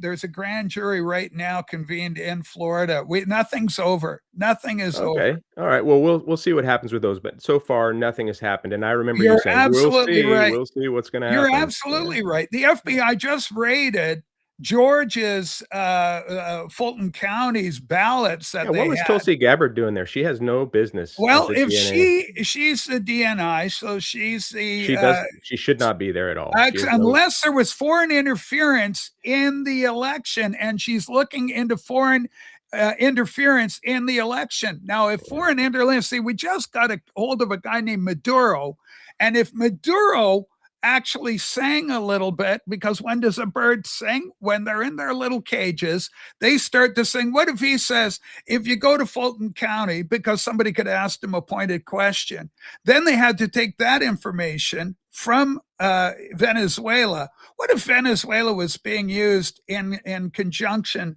with the Dominion voting system to change votes around, election interference? If it's foreign interference, then Tulsi Gabbard is exactly the person you do want there, and it's totally her authority. Let's. What is? I want to address what Miss Fina Herrera. Miss Fina Herrera. Maybe you can't because you don't have the restream. Okay, I got it. Okay, I don't have her on the restream. Let me read it here. Marty over here talking about the managerial class and the need to have slaves. What he isn't telling you is how many are dying on the way over and how many are poorly paid, abused by their employers. You're absolutely right. It's a tragedy that it's such a. There's a lot of people that have given their lives to get to America, and I think that's sad. It really is sad, and a lot of them are abused and underpaid. What we have to remember is that in every country all around the world, that there has been a class of people, the immigrant class, that are subject to those type of things. Doesn't make it right, and we need to address those things and pay attention to them. But it is just kind of a thing that all the immigrant communities have had to deal with throughout history, is that they're on the bottom rung of the ladder, and it's unfortunate. But there's a lumpen proletariat. Yeah, the way civil societies work is that there's a hierarchy, and we can try to knock that down and to keep tabs on it as much as we can. But you can't have rich people without poor people.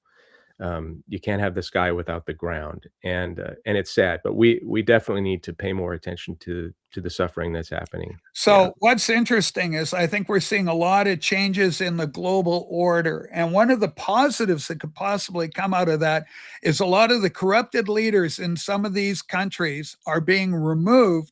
We're seeing good leaders come in, and we're seeing people from other locations fall back into their native lands, which they love through culture, history, and affection. Here's an anecdote that it was interesting. On Friday, I went to a bonfire at a friend's house, and his friend that was there, Alvaro was his name. He was from Venezuela, and I got to talk to him about Maduro and the situation there. And while I have lots of problems with the United States going into a sovereign country and doing what they did and all that, and there's a lot to be questioned there, he seemed to think that for the most part, the Venezuelan population are glad that Maduro is no longer in control. And I asked him, well, should they have put in that that lady that won the Nobel Peace Prize or whatever, the opposition? Yeah. Should they put? And he said, well, he said, eventually somebody like that needs to come in, but you can't just wipe it all out. Hey, Rob, you can't just wipe it all out at once. You have to start. You have to start incrementally. So he was actually in support of, and he's from Venezuela. He's been here, I think, about 15 or 20 years. But and his parents are still down there. He thinks that for the most part, the Venezuelan population are going to be behind Maduro getting out. Now, how we did it, I don't know. That there's a lot to be said about that. What's up, Rob?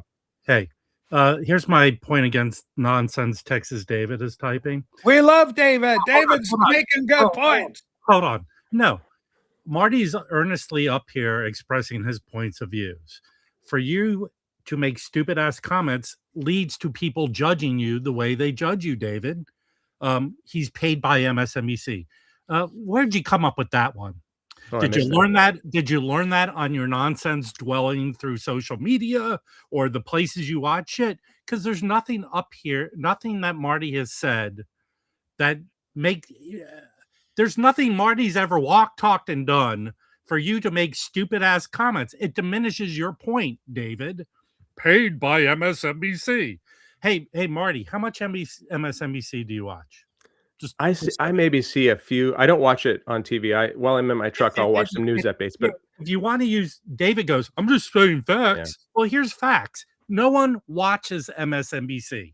He just stated he doesn't really watch it. No, I don't. So for you to make stupid comments, you're going to be judged as a stupid comment maker, especially by me. My problem with people's points of views politically is there's no true experience they have, like life experience. Most of the information we gather is by secondhand information. Either we watch it or we see stuff on social media. Here's the dynamic of politics for me. I live in Santa Monica, right? Basso Beach. It's a city in Los Angeles County. I can't vote for the mayor of Los Angeles, which affects me hugely, right?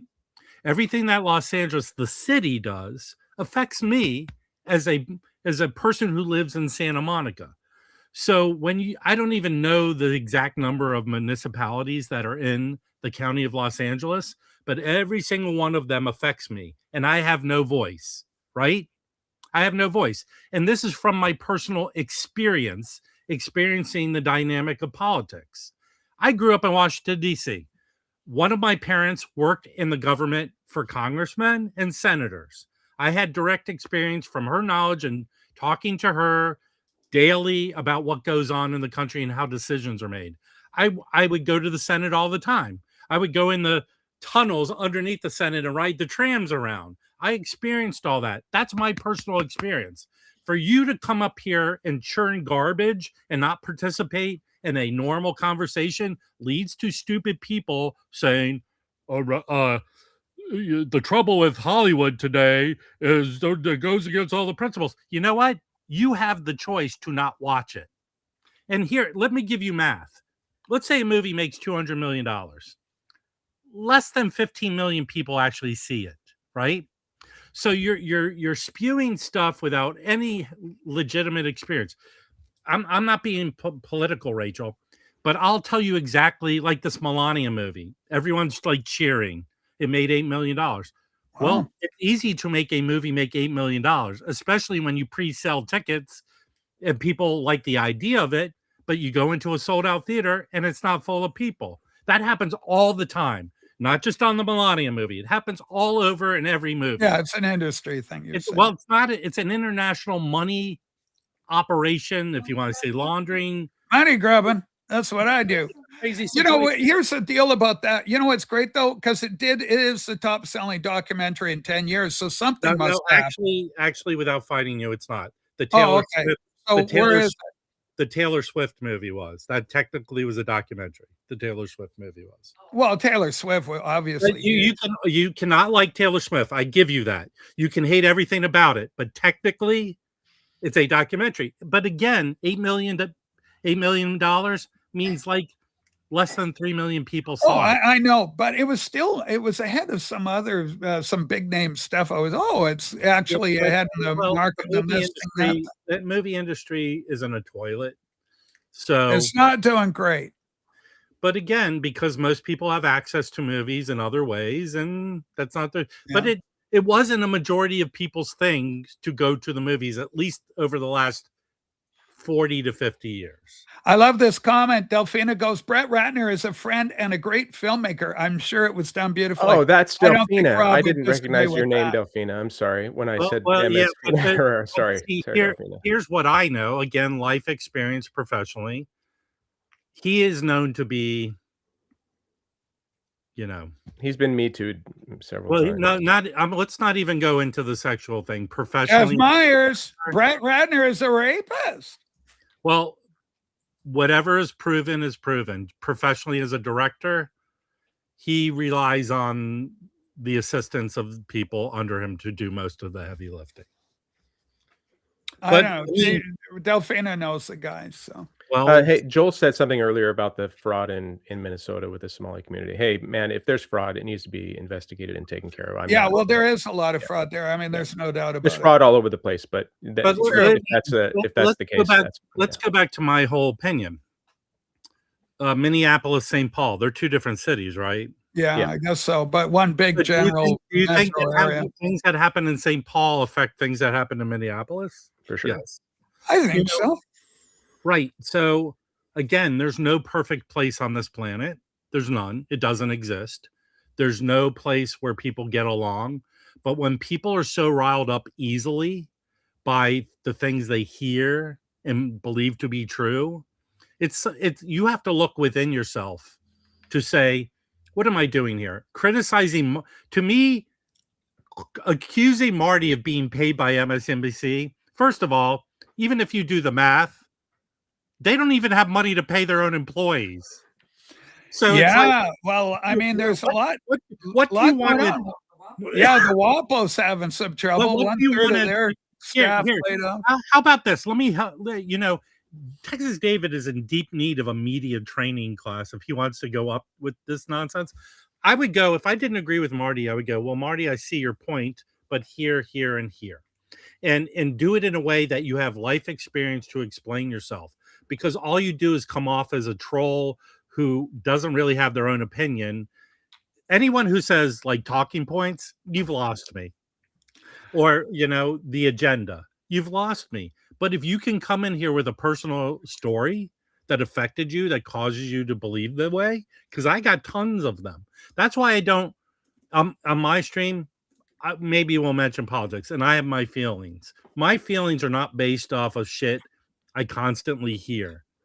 Because right now, I really don't watch any network news and stuff. And again, I'll tell you this. Most people get their news from their local news. They want the weather, the traffic, who died, and all that. That's where most people get their news from. They don't get it from MSNBC. If you combine the viewership of all the networks that are on cable that do news, it's nothing. It's nothing. It really is nothing. And their audience is mostly 60 years old, 55 Hey, plus. Yeah. Johnny Barnes, chill it a little bit. I know you're on the spectrum there, but let's try and be decent. Yeah, but what is he saying that's bad? Because my chat broke. I'm accusing Chance of being paid by Texas David. Otherwise, why else would a decent music live stream continue to have such a tedious old windbag on their panel? It's an ad hominem. That's kind of funny, though, Rachel. Yeah, but it's still ad hominem. Like, let's try and, keep that down to a dull roar. I mean, I can tell you this. In my neighborhood, there are some big hardware stores or stuff like that, right? And I walk by there, and there are tons of people that I would tend to believe might be illegal that are waiting there to get picked up for jobs, right? It's been that way in LA as long as I've lived here. Do I feel unsafe from those people? Do I feel unsafe? No. Are you going to watch the halftime show or the football game or anything, Rob? I'm not watching. Okay, let's be real about the entertainment and the halftime show. I tend to not watch it because it's usually not entertaining to me. Right. You know what I'm there for? Either the party I'm at to socialize, and then the commercials and stuff like that. Yeah, the commercials are always good. If we historically watch the ratings like hour to hour of the Super Bowl, yeah, I got to think the halftime show is the lowest rated part of it. Oh, probably. But I mean, the title of the show is about the divisive nature of our culture. And my argument is that what they did, Goodall and his team, whatever they decided to do, they got like Green Day vocal in their anti-Trump position. I guess Bad Bunny's been pretty vocal against Trump too. I'm not sure. I don't know the guy. I don't know what. But, apparently they said they could have done better if they had taken some more neutral type acts. Kid Rock said Metallica being a San Francisco-based band would have been a good choice. You lucked out, Rachel. You lucked out with having me here. As someone who worked, who knows that stuff? if Yeah. someone who worked in And Marty does this stuff. as someone who worked in entertainment market research for 30 years, Yeah. I can tell you that the NFL did an ad nauseum research to make sure he was a good choice for them. I promise you. I promise you. I've done market research for the NHL. But you know they got. But then you've got TPUSA, so they are going to lose a lot. I think that was canceled. I think Kid Rock's show was canceled. I'm going to bet you $100 right now that they'll lose more people to the Puppy Bowl, than this other nonsense fest. Because Rachel, let's pretend that 100% people are going to this alternative thing because of their political beliefs. Yeah. Well, under 60% of people vote in the elections. So you're telling me there'll be a big enough audience. Let's say in the USA, what's the ratings for the Super Bowl? The amount of people is it I like have no idea. It's like 100 million people watch the Super Bowl in the US, not around the world. We watch it around like the a world. billion around the world. Yeah. Right. So again, let's go to who will watch this. First of all, I don't know how easy it is to go watch, but secondly, you can't tell me that they're going to break off a chunk of those 100 million people that they'll go, hey guys, pause it. We're going over to this alternative thing. It was hastily put together. I can't imagine it'll be timed to match the performance. Because what is the halftime performance? It's usually... I think they're timing It's it. less than It's Turning Point USA doing it. Marty, no. it is going The ahead. I Super just Bowl checked performance AI. is less- Apparently, it's still Let's on. do the math and logic. Can everyone do me a favor and just a percentage? Use common sense in your thinking. The halftime performance is like 15 minutes long. It's 15 minutes long. People still tune in to watch They have that. 5 that acts 15 on minutes. the other one. People that are going to be watching the event that like football, that want, like the spectacle, and like you, like the commercials, who doesn't? Then a percentage of people are going to be doing it. I would argue half America based on the current thing. Where you can't tell me as an entertainment that there are enough people who even find, let's just say, Kid Rock, if he was the only one performing. Okay, great comment from Delphina. I can't talk about it, but I helped prep the halftime show. Be ready. All right. We love you, Delphina. It's going to be 15 minutes. But I promise you, it's a stunt. Okay, this Turning Point USA, Rachel, how do they get their money to operate? Where's their money come from? Turning Point USA. Oh yeah, mostly donations, I'm sure, and fees probably when they do an event. Right, and and that organization was created based on people's outrage, right? So let's commonsensically think about this. I don't know enough about it. Maybe yes, don't give me that bullshit. No, I don't, because here's what I'm going to say: is without a conspiracy theory, does it make sense? Let's take advantage of this situation, get our name out there with free publicity so we can keep getting our donations to operate. Oh yeah, for sure. Sure. No argument there. Their own Kid Rock halftime show. It's like the biggest snowflake move of all. I mean, it doesn't matter. It doesn't matter. That's you guys are on the left saying that. For us, it gives us a place to go where we don't want to watch Bad Bunny or listen to Green Day or anybody else like promotional or Ice. We don't want to hear it and believe it. They're going to say it. I guarantee you, we could put money on it. Do you think Green Day is going to say something bad about the president in the little talk with Billy? Billy Joe? Let's again pull your common sense in. Here's what happens when people gather to watch the Super Bowl. They watch the game. Maybe about 30% of the room's having conversations, enjoying the food and beverage. They're watching the game. Someone stands up and screams. Everyone goes, looks, and say what happened in the game. Then the commercial for the first big summer movie comes on, or the funny Coca-Cola commercial comes on. Yeah. And then the halftime show starts. And then people gather amongst themselves and talk about what's been going on, and they don't pay attention to it. You're telling me there's enough people that are outraged because Bad Bunny might say something political, so they want somewhere else to go to distract their time from being social or whatever. Most people during the halftime will turn to something else. There are other alternative places to go, like the Puppy Bowl. Yeah, but it's all Or- part of it. It's all part of the show, right? Like, I mean, they've had some big acts there. Prince paid there. Shania Twain did it. The Who, different bands have been there at So the I don't- halftime thi- show. thi- It's this it's is been a an- big gig. You know, Rachel, this is it's a all part of the spectacle, manufactured, right? manufactured outrage. It's 100% Yes. manufactured. It's this is the culture war that the political right relies upon to propagate their agenda. Trump's in the Well, Oval Office. hold on. So, but you guys are the ones. Your guys, your whatever MSNBC, whoever's paying for it, they chose not my Green guy. Day. Oh, let's get Ted Nugent in to represent and Tom MacDonald to sing his But beautiful Rachel, Jesus They're not song popular. They're about washed up. assassinating Charlie Kirk. Rachel, be common sense, Rachel. I won't attack your opinion, but common sense. No one gives a shit. No one gives a shit. I mean, some people, I don't What do agree you with think Turning this. Point USA's viewership's going to be? Anybody going to tune in? Well, how are they going to gauge it? Explain that to me. Well, It's, like it's uh, on just- YouTube or something. It's Yeah, they YouTube numbers views. will be one Yeah. way right away. Yeah, if it's on YouTube, I guarantee. And then they could also co-broadcast through the X platform, Rumble. Okay, Rachel, what typically? Okay, I can honestly tell you this. Yes. I've gone to YouTube to watch things that people want to see. It typically, I've never seen more than 70,000 people watching a stream. I've never really seen that. So I bet you that it doesn't really even achieve that. It doesn't. It's manufactured outrage. I can honestly tell you that other than Kid Rock, I don't know who the other people are. I can't imagine that even that genre of music is enough to attract people. If people are judging with their feelings, yes. But you're telling me,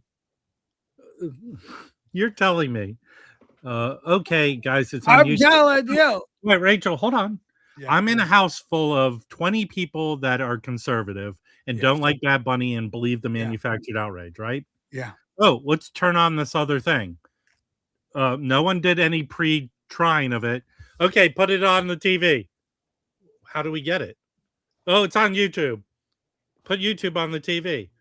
I don't know how to do that. I Oh, don't come know. on. Everybody knows how to Wait, fucking no, do Rachel, YouTube. and not everyone fucking knows how to do that. Conservatives know how to work YouTube because we can't Yeah, go I mean, anywhere else. Rachel, you're telling me that, in no, in I my guarantee witness- you there's going to be my millions of witness, people you watching do that not thing. put Millions, subscribe- Rob. The like, number's there's going to no- be millions, and I'm willing to no put fact- money down on it. There's The no real fact- greenbacks, There's no- USD. Okay, people have been saying that Millions of hold on, people Rachel. are going to watch the horrible Kid Rock Wait, show, Rachel, which are I you admit will con- be horrible, Wait, but it Rachel. doesn't matter. That's not Hold the on, point. Rachel. Yeah. Who's the drummer of Metallica? People keep talking about Lars Is he- Ulrich. Is he an immigrant? No, he's Yes, he- Lars. No, he's an immigrant to this country. Is he legal or illegal, though? We don't know that, Rachel.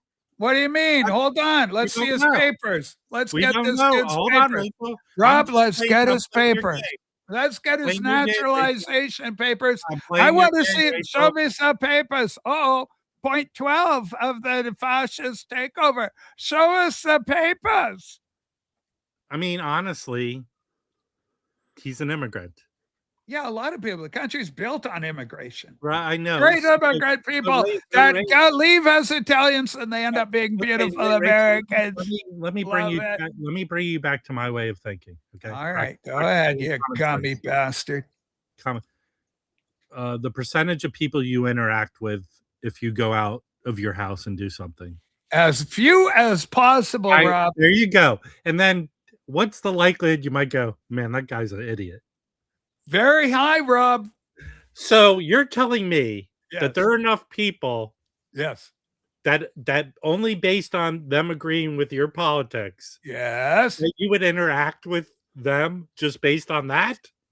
Hold on, Rob. You're speaking too much truth. I mean, What I'm saying, you're still going to get a lot of people watching this. What brought me up You're going to have there- a million. You're going to have millions of people watching. What brought me up here is the disrespect Texas David had for Marty. That Well, he all wasn't trying. He was No, trying to hold say on, that let me Marty's finish. echoing the leftist talking Let me point. finish. Let me finish. All right, go ahead. What brought me up here was the disrespect Texas David had for Marty. Yeah. That all he could come up with is he was paid by MSNBC. That's all you could come up with. Let's go to the shootout. Well, it's short notice. Let's go to the shootout. I would love this. Nicki Minaj performing halftime show. She would be great for our Trinidadian Tobagoans. She's an immigrant. In fact, I think she just got her U.S. You're citizenship. saying her music is any different than Bad Bunny's? Well, I think she likes the president. She's but now she would be. See, here's the deal, Rob. Because she's so associated now with Trump, she would not be a good choice for the Super Bowl because it would alienate all our leftist friends. Is what I'm trying to say.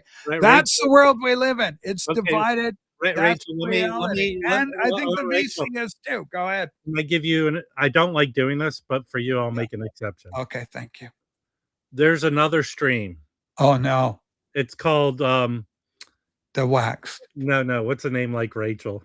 Jason Rojas. No, Tabitha's Den of Iniquity. Tabitha's Spirit. It's another channel, very similar to this one, hosted by a trans person. Very, very similar, right? I'm against that right there. But Rachel, you have intellectual ownership of a lot of things, right? Yes. And you decide to sue her. Poor Tabitha. She's got in for a fight of her life. Part of your lawsuit is she can't do what you're doing or participate in what you're doing because she caused so much trouble for your stream. That's what Donald Trump did. He started a competitive league to the NFL. Yeah. And you know what he did? He couldn't just run the league. He decided to sue the NFL. Yeah. And you know what he did? He lost. Well, shit happens, right? But Rachel, run it up the flagpole. People don't necessarily salute that happened. It exists. Do people have short memories?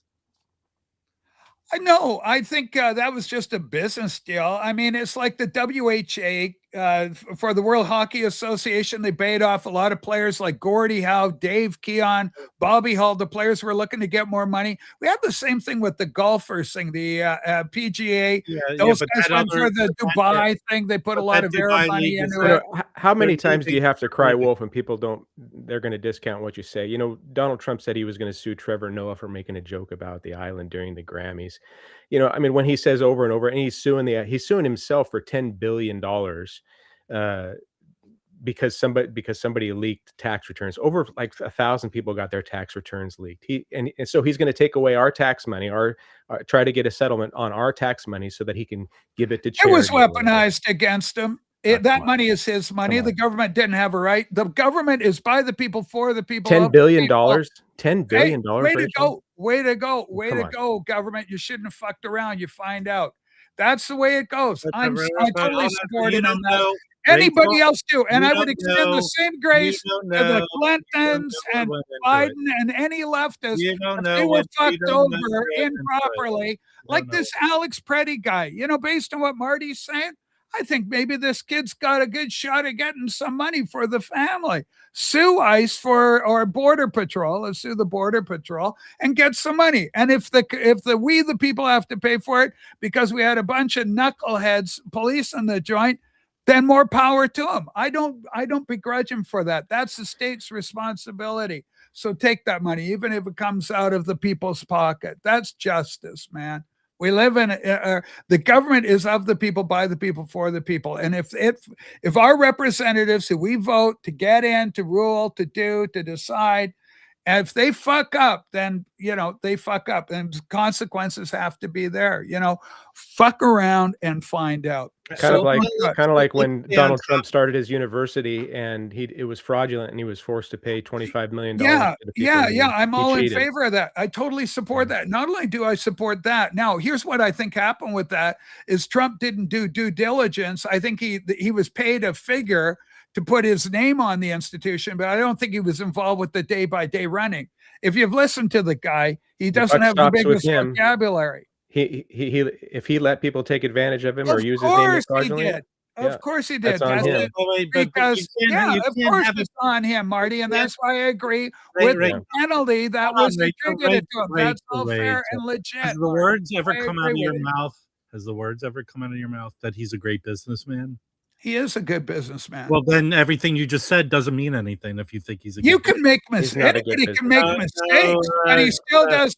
I'm a great talk show host, and I speak a lot of truth here. But earlier, Marty got me caught out. Like, oh yeah, Marty, I agree. I'm wrong. You're right. So, no big deal. It happens. That doesn't take away from the veracity and the power and the truthiness of my overall presentation. Thank you, friends. He was caught stealing money from his own charity, and it has been declared that he can never run a charity. I'd have to look at that. New York is very criminalized against the guy. He can't get a fair shake in New York. So I'd have to look into that, Marty. I don't trust a lot of the bullshit when you get people like Leticia James that are making a career and AGs and running after the guy, trying to take out, making laws to trap the guy that didn't even exist. But we got to make a law after the fact, retroactively, just so we can get this fucker. So fuck off with that. Okay.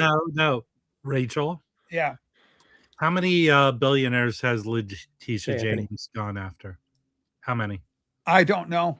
Okay. Well, there you go. That answer. Well, she ran for office based on the fact she was going to get Trump. That's what I do know. And she didn't run for office saying I'm going to get any other billionaire. Trump was the target. Yeah, Rachel, I don't agree with that. Yeah, well, there's 51 intelligence officers Rachel, how many bought into the Steele dossier. How many they tried to spare me illegally Rachel, for that. So fuck how many cases did Leticia James, her office, bring against people in general in the calendar year, her first year? How many cases? I have no idea. Do you know? You tell me. You're the one bringing the point. No, you tell me. Rachel, you're using her to make a point. No, you tell me. I'm asking you questions, Rachel. Tell me. Oh, look at me. I'm Rob the West. I'm not using Leticia James. Hey, Rob, I'm not using Leticia James. Rachel, you are.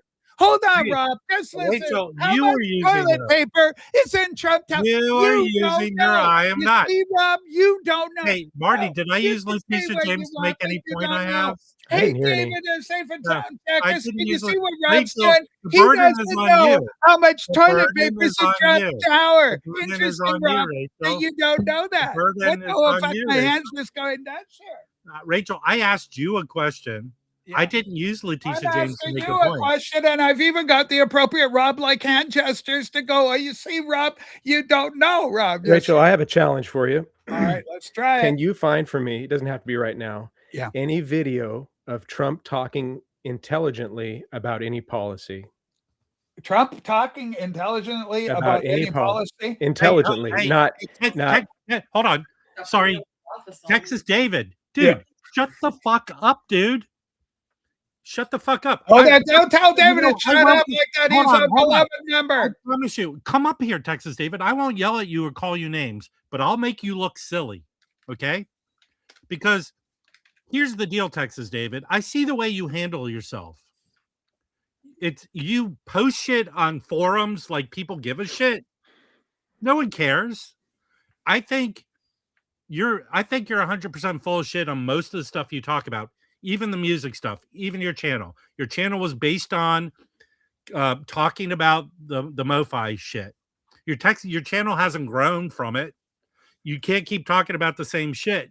So I'm judging you based on everything you've done, David. You're an idiot. You've made an idiot comment right there. Typical shtick. What shtick did I do? I asked Rachel a question. I can tell you this. I'm attacking you for what you've said here. David, I love you. Be careful, David. He's going after you. I've never come across one person through doing this YouTube who's so narrow-minded about things.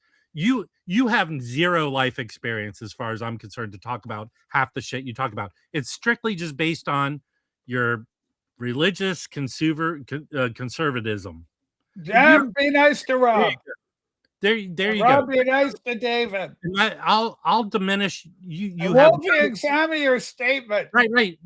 You had no Rob questions and doesn't know the answer. Typical shtick. Hold on one second. I asked Rachel if she knew an answer to support her feeling about Leticia James. I don't have to know the answer. If Rachel gave me No, but the answer is hold on. based on I'm her explaining speech. myself. She I'm ran explaining- on getting I'm Trump, explaining right? You know myself to that, Dave. right? We Hold can on. agree to that. No, Rachel, I'm We explaining. could agree to that. No, Rachel, I'm explaining myself to David. Based on Rachel being able to tell me more about Leticia James would make me feel she knows what she's talking about. I sure Just like do. you, David. Who's the whistleblower in the MoFi scandal, David? Do you know about that? Did you do enough dig deeping to build your channel on that? Good Lord. Did you? You know, asking questions is trying to get to the root of an answer. I don't need to be an expert on anything. I'm just trying to get Rachel to defend her point of view by asking her a question. But I'm not. My defense for my viewpoint was simply that she ran on getting Trump. She said, if you vote for me, I'm going to get Donald Trump. We'll bring him to justice. But Rachel, you have to be honest. You find me the man, I'll show you the crime. That's my Rachel, every election. time I come up here and Yes, people attribute me to being some sort of crazy leftist, You crazy how often do I express my political views on things? So seldom, but every now and then it just has to happen because the stakes are so high, like on today's program. By the way, everybody, if you're not a patriot, please get involved where you can get more of this kind of discussion with Marty. Hold on. I'm going to give you a great. We discover the world and how bad. I'm going to give you a great example of Texas David's desire to be relevant. Okay. All right. At least 2 or 3 times on his channel, he's invited someone who is jazz centric.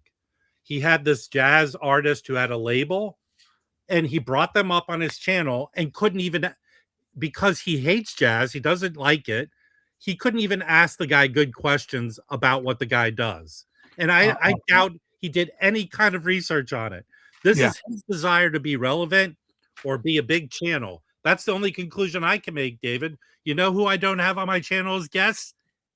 Any expert in any field, because if they come up, I talk to them about just regular shit.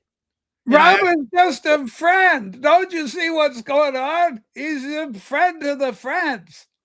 Ladies and gentlemen, I'm just judging you get on yourself a good book on the U.S. Civil War. Cheer for the guys in blue. They're the ones we want to win.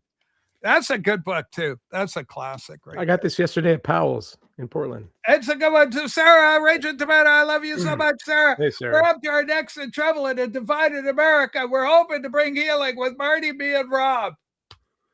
And we think we're making progress. No. Holy smokes. But I mean, it's silly.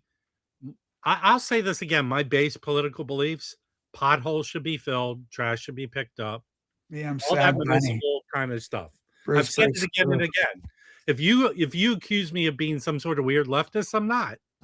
People should be people should get the death penalty for killing other people. I believe that.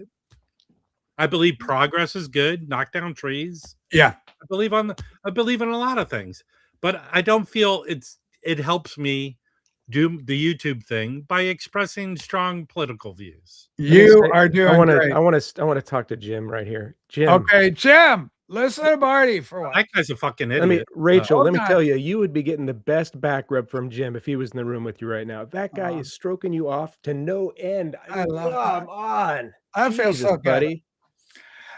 Who will you be watching during the halftime show? 31% of us are going to be watching Bad Bunny.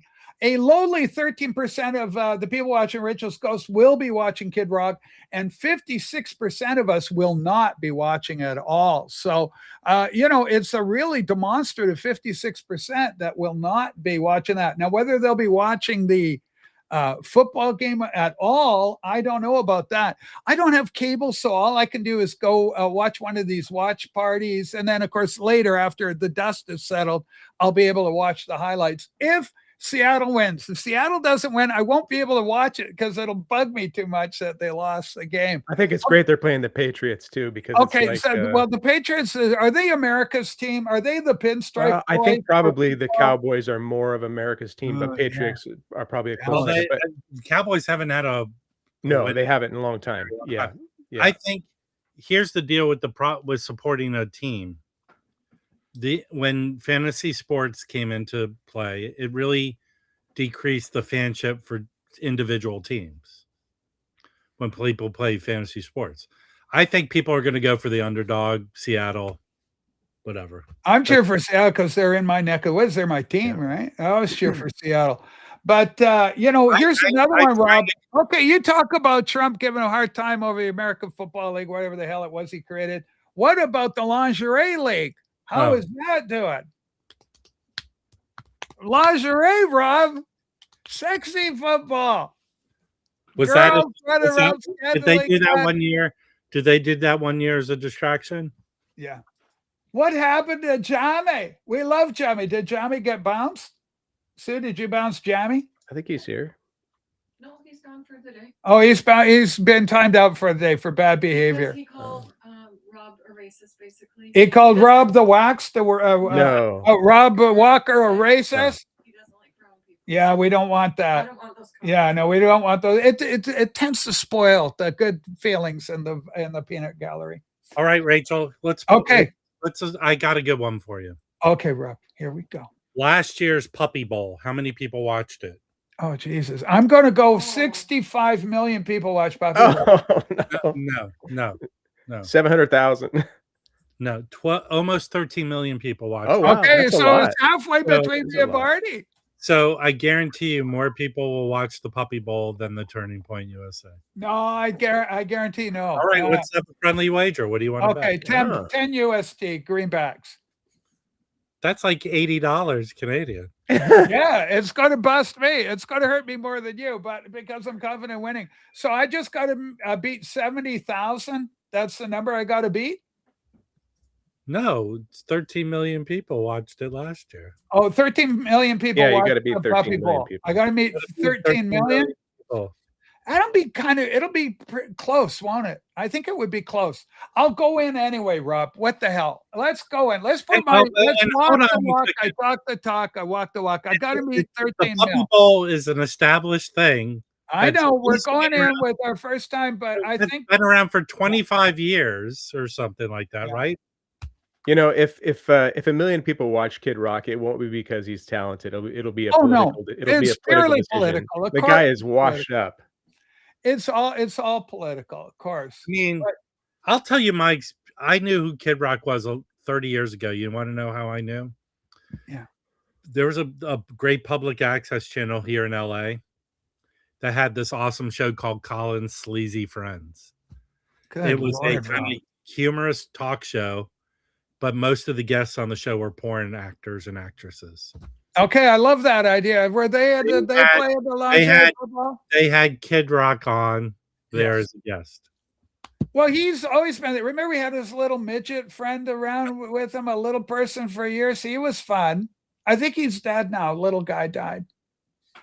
They don't live long. Has anybody found a link of Donald Trump speaking intelligently about any policy? Oh, yeah, sure. There's a great one called The Speech That Got Trump Elected.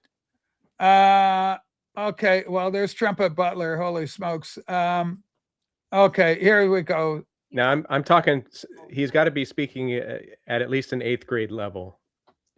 Well, I mean, about the nuances of policy and why policies work. Not we're going to make everybody rich.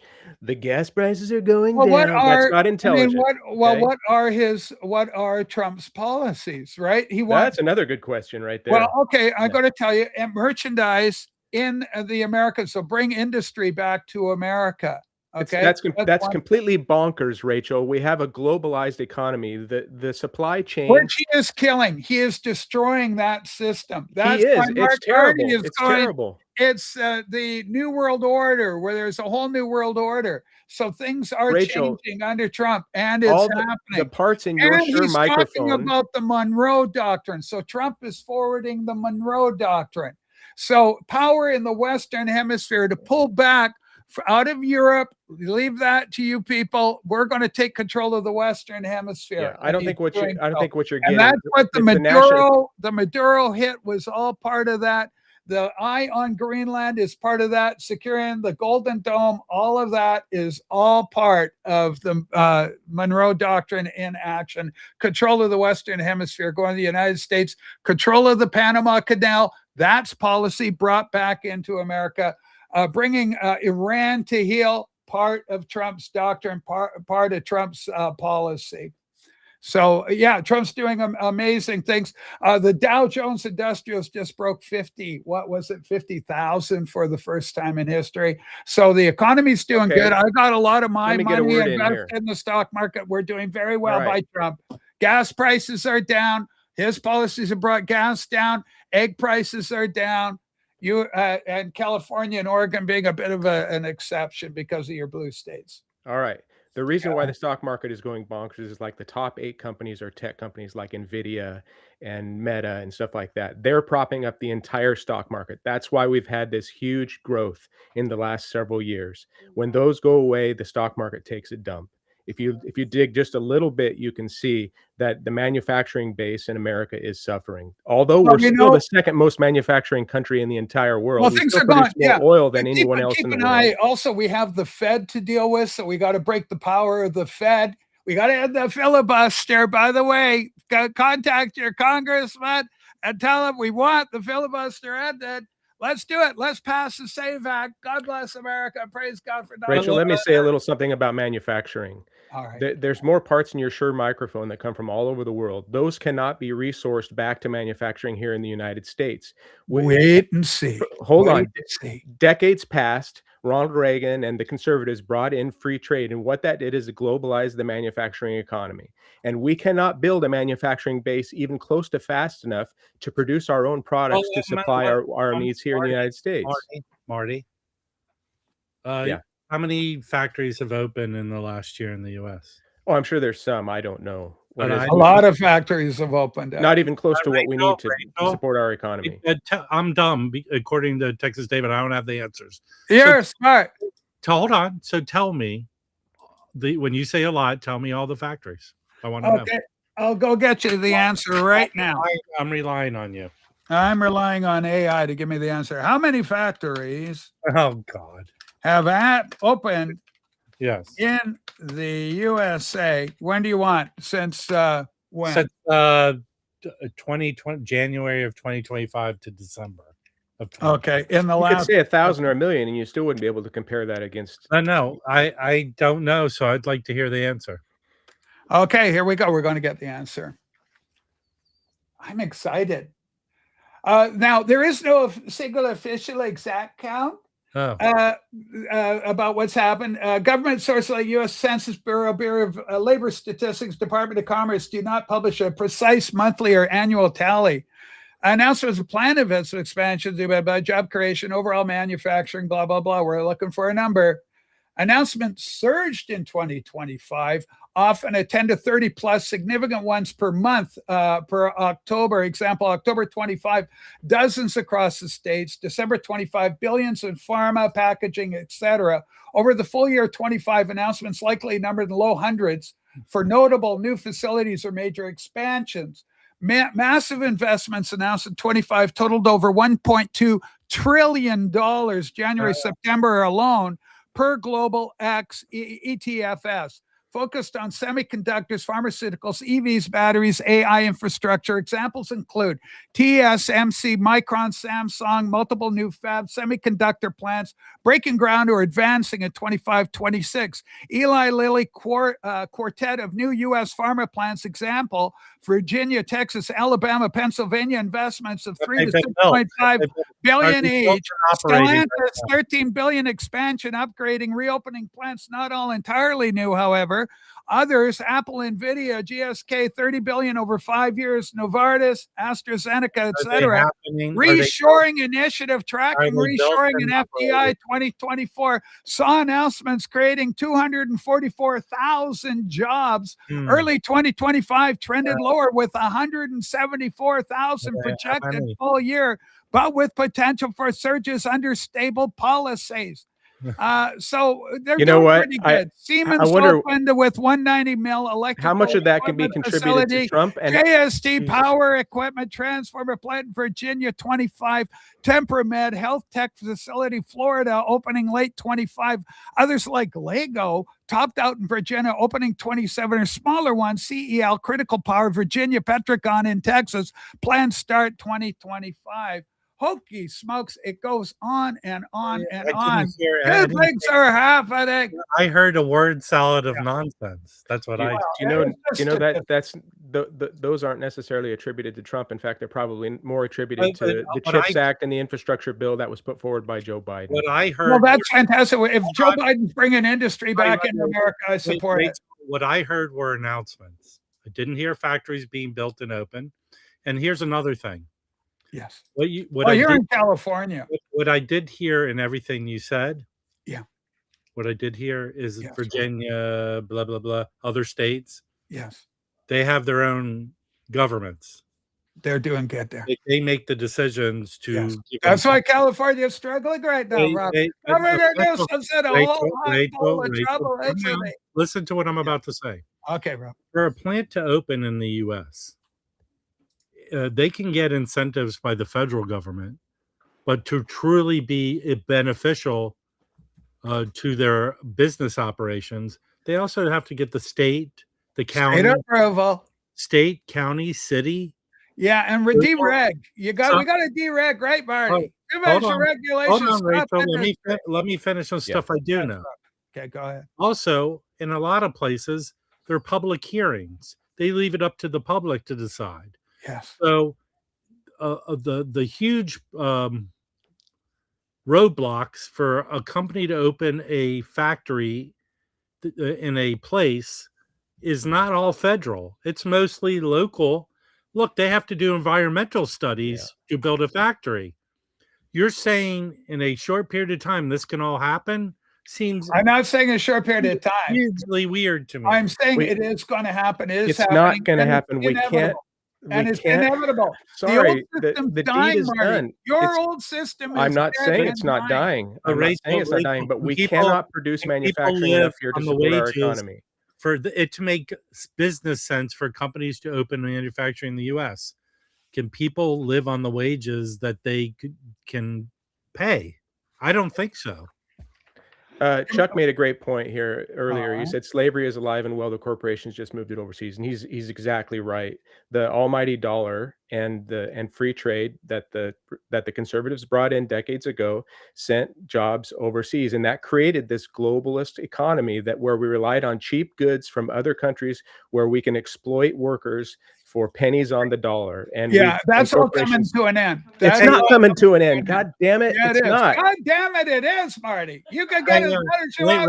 Rachel, Reality. It's happening. That's why Carney in Canada is moving closer in bed with China, and it's going to bust Canada. Canada is going to get his ass handed to it. Beautifully so by my favorite president, Donald John Trump. Praise God. Find that video. Hold on. The hat that you're wearing. Where does it say it was made? Okay, hold on. Let me see. This one here, one size fits all. I don't. Polyester. Holy fuck! It's made in Bangladesh. Bangladesh. Oh, Bangladesh. You know what, Rachel? If you wanted to walk the walk and talk the talk, yes, Rob. Go buy a Canadian-made baseball cap. I don't buy Canadian nothing. I buy American, my friend. I buy American. Buy American. Buy Chrysler. You buy American made in Buy Bangladesh. American. Buy American made in the good old U.S. You know what? Here's the deal. Yeah. One of the stupidest people who don't understand how they come off is Wolfie. There's nothing intelligent or information based. Wolfie is good. Oh, that guy is a hard on. Wolfie is smart. He's a walking hard on. Wolfie is a good guy. I love Wolfie. I love you so much. Thank you for speaking truth to power. I think Wolfie's an okay guy, but you know what Wolfie doesn't do? What does he do? And how he comes off to people. Yeah. Because no one wants to talk the bullshit you're talking. He doesn't, on average, participate. Let's say you do a regular stream, Rachel. He has nothing to say. He can't. Whatever. Rob. Waymo. Remember them? They made the beautiful frisbee. Yeah, there you Waymo go. Corporation revealed they're using workers in the Philippines to help assist their driverless vehicles. Waymo. There you go. Put them in the U.S. Carney is in bed with China, but it's going to come around and bite him in the ass because Trump's going to choke China out. And that's what's happening. Praise God. No, he's not. He's also working with China. Hold on, this is something I know. Based on the Epstein files, Trump was choked. He didn't choke. No, anyone. never happened. Trump's innocent from the FC. There's nothing. You got nothing you on him. cannot 3 honestly billion believe files, that. please. They got nothing. You can't believe Everything that was done was Based deemed on what? Based uncredible. on what? Hey, Rob, if Based you're in on the what, Epstein Rachel? files, I said you raped me when we got into the rapey area of Tacoma, and I just put it in the Rachel, FBI how many identified, ex-wives? and How now many you're guilty. Rob many touched me ex-wives does Trump inappropriately, have? vital community. How many ex-wives does Trump He's have? a bad man. He's a rapist. How many ex-wives does he have, Rachel? I don't know, what, 3? How many ex-wives do you have, Rachel? 5? 1. One. I got 1. She's Hey, worth Marty, 5. Marty, how many ex-wives do you have, Marty? None that I know of. Okay, there you go. Rob, any ex-wives in your corner? Future ex-wives. That's adorable. Good luck. All right. Oh God, shots have been fired. Exactly. There's a lot of heat going on in the old show today. Hey, Rachel, I got to get going. I just came up here to defend Marty's honor. Oh, Rob. Oh, that's Am nice. I not- Rachel, hey, Rob, I got a compliment for you. I heard all good things about your appearance on the Anthony show. Those girls over there went nuts. You showed up with your classical living sound collection, and they went. I "Oh my tried to God, bid on some this is records, but wonderful." Anthony took them all at. Oh man, What? Anthony. Oh my crazy. goodness. He's an animal, that guy. Yeah, I love him. He's awesome. Anthony was crazy. He was like a kid in a candy store. Yeah. he's- Correct. They would have done it, because all you have to do is leak it out and destroy the guy. You don't need Russian prostitutes pissing on the fucker. You can make up your own garbage. Rachel, Which they Rachel, did. Ray- But they Ray- wouldn't have needed to do that. If they'd had him with Epstein, they would have had him. It Rachel, would let have me been say equal. something. Let me say Okay, something. go ahead, The Marty. world is full of people, of bad people that never get caught. Just because Trump has not gotten caught Trump's doesn't clean. mean But Rachel, Julian Assange says you can say that. But Hold on, Julian Assange says he's clean. Rachel. And we found Oh, dirt well, on then, Debbie I guess Wasserman it's Schultz. fact. We Rachel. found dirt on Debbie Wasserman Schultz and Donna Brazil. 2 DNC chairs both had to step down for Rachel. about shits. Yeah, right. Rachel. Yeah. Anyone who assents to public life and power has skeletons in their closet. They do. To have that I sort of don't. Mine drive- are all out here for everybody to look at. to have that kind of drive to ascend to power. Yes. My stepmother worked for a very nice senator guy, and that dude would hump anything that moved. Well, was he a Democrat? There could explain that. He was a Democrat. Yeah. I do it. There you Democrats are so horny. That's one of the things I've noticed. Rachel. Yeah. I wish I had a lie detector, but look straight in the camera, and I'm going to ask you a question. Uh-oh. Okay, hang on. This is tense. I'm going big for this, Rob. This is before I leave. Okay. Do you believe that Lindsey Graham has ever taken it up the ass? Yes, I really believe that. I believe that wholeheartedly. I really do. Is it I public? do.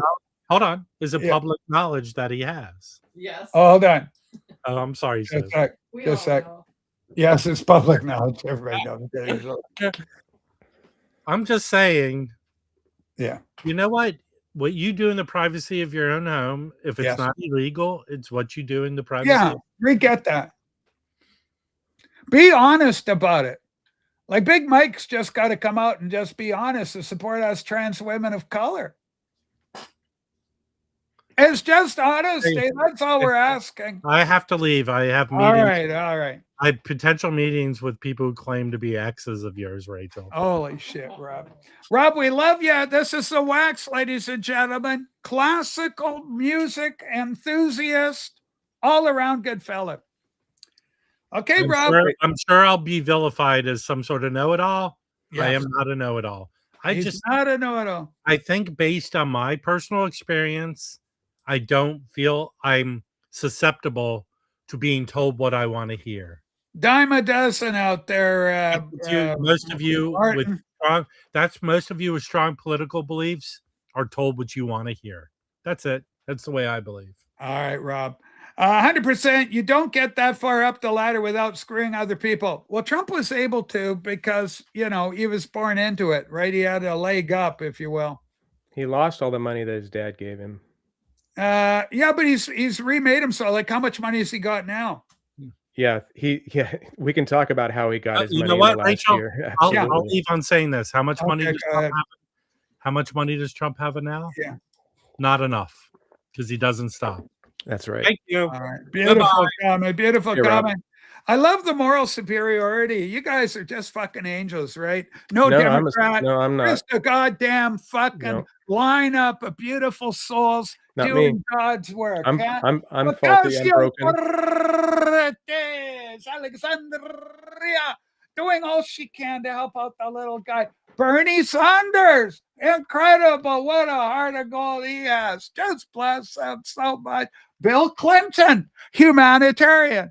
Bill Gates, just helping the world. Helping the world. Marty, such a beautiful group of virtuous souls. Don't lump me in with mankind. those people. I'm not lumping you in. No. I'm just saying these are the alternatives to Trump. Oh, Tim Walz, good guy, good things happening in Minnesota. I'm hearing there's a lot of friendly child care agencies opening up, helping the little children wherever they are. Maybe they aren't there, but it doesn't matter. He's doing his little bit. This is why it's important to look from all things from the outside. Politicians, our two-party systems are just two sides of the same coin. Right. And who's your guy, Marty? You got anybody you like? One guy that, and I haven't seen anything really controversial about him, and I just think he's so well spoken. He's a Christian. Is James Tellerico from Texas? He's just very well spoken. Seems to be intelligent.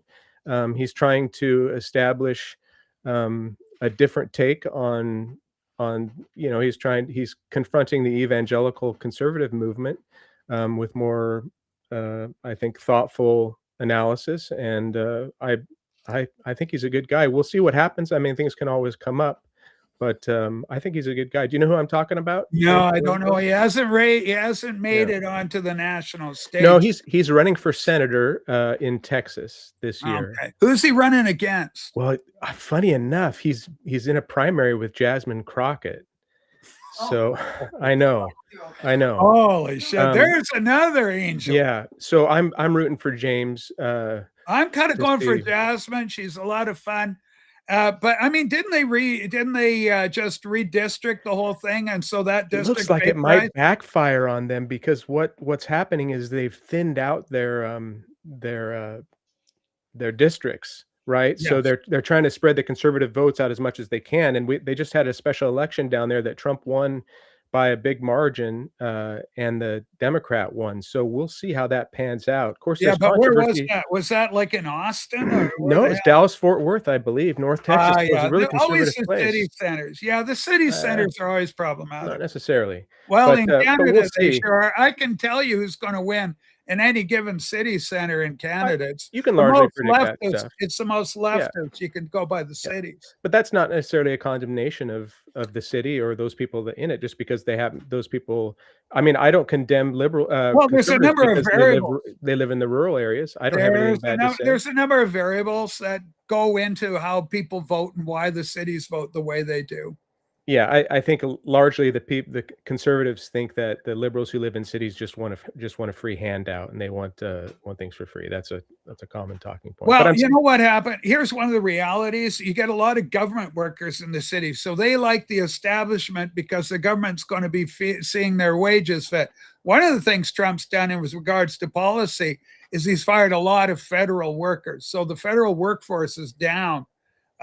Hundreds of thousands of people have been fired in that regard.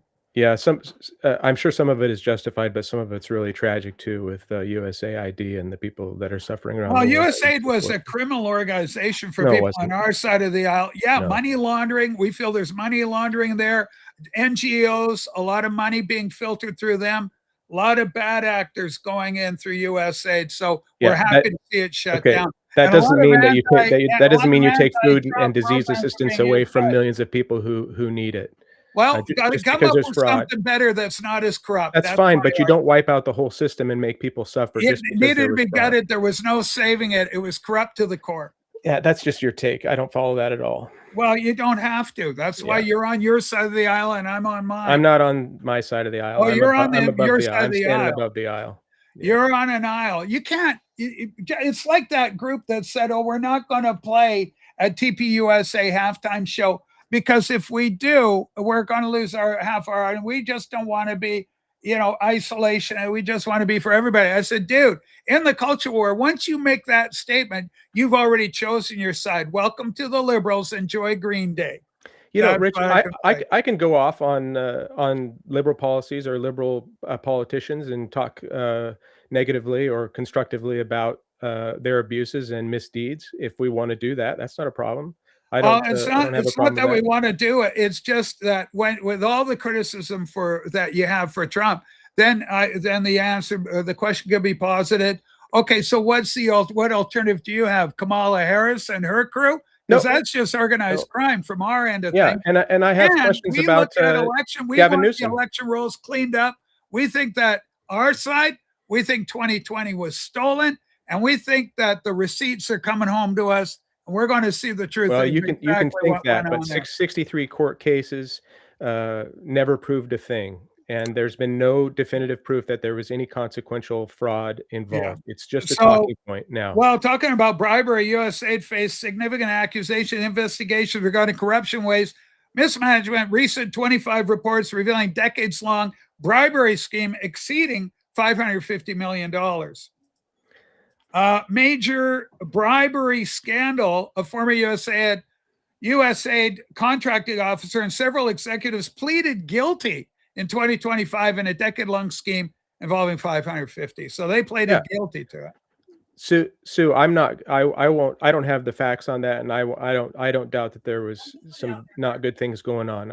I really feel like, I mean, USAID did do a lot of good, and even if there was corruption and that needed to be handled, a lot of people are suffering right now in other parts of the world that we were able to help. And we're so blessed in the United States. We live in the greatest country in the world, and we're the richest. And we have so much.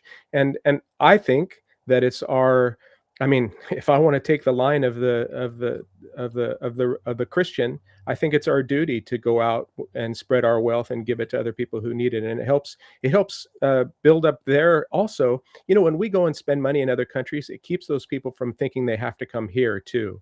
So we go and prop up their communities and make sure they're healthy and they're fed.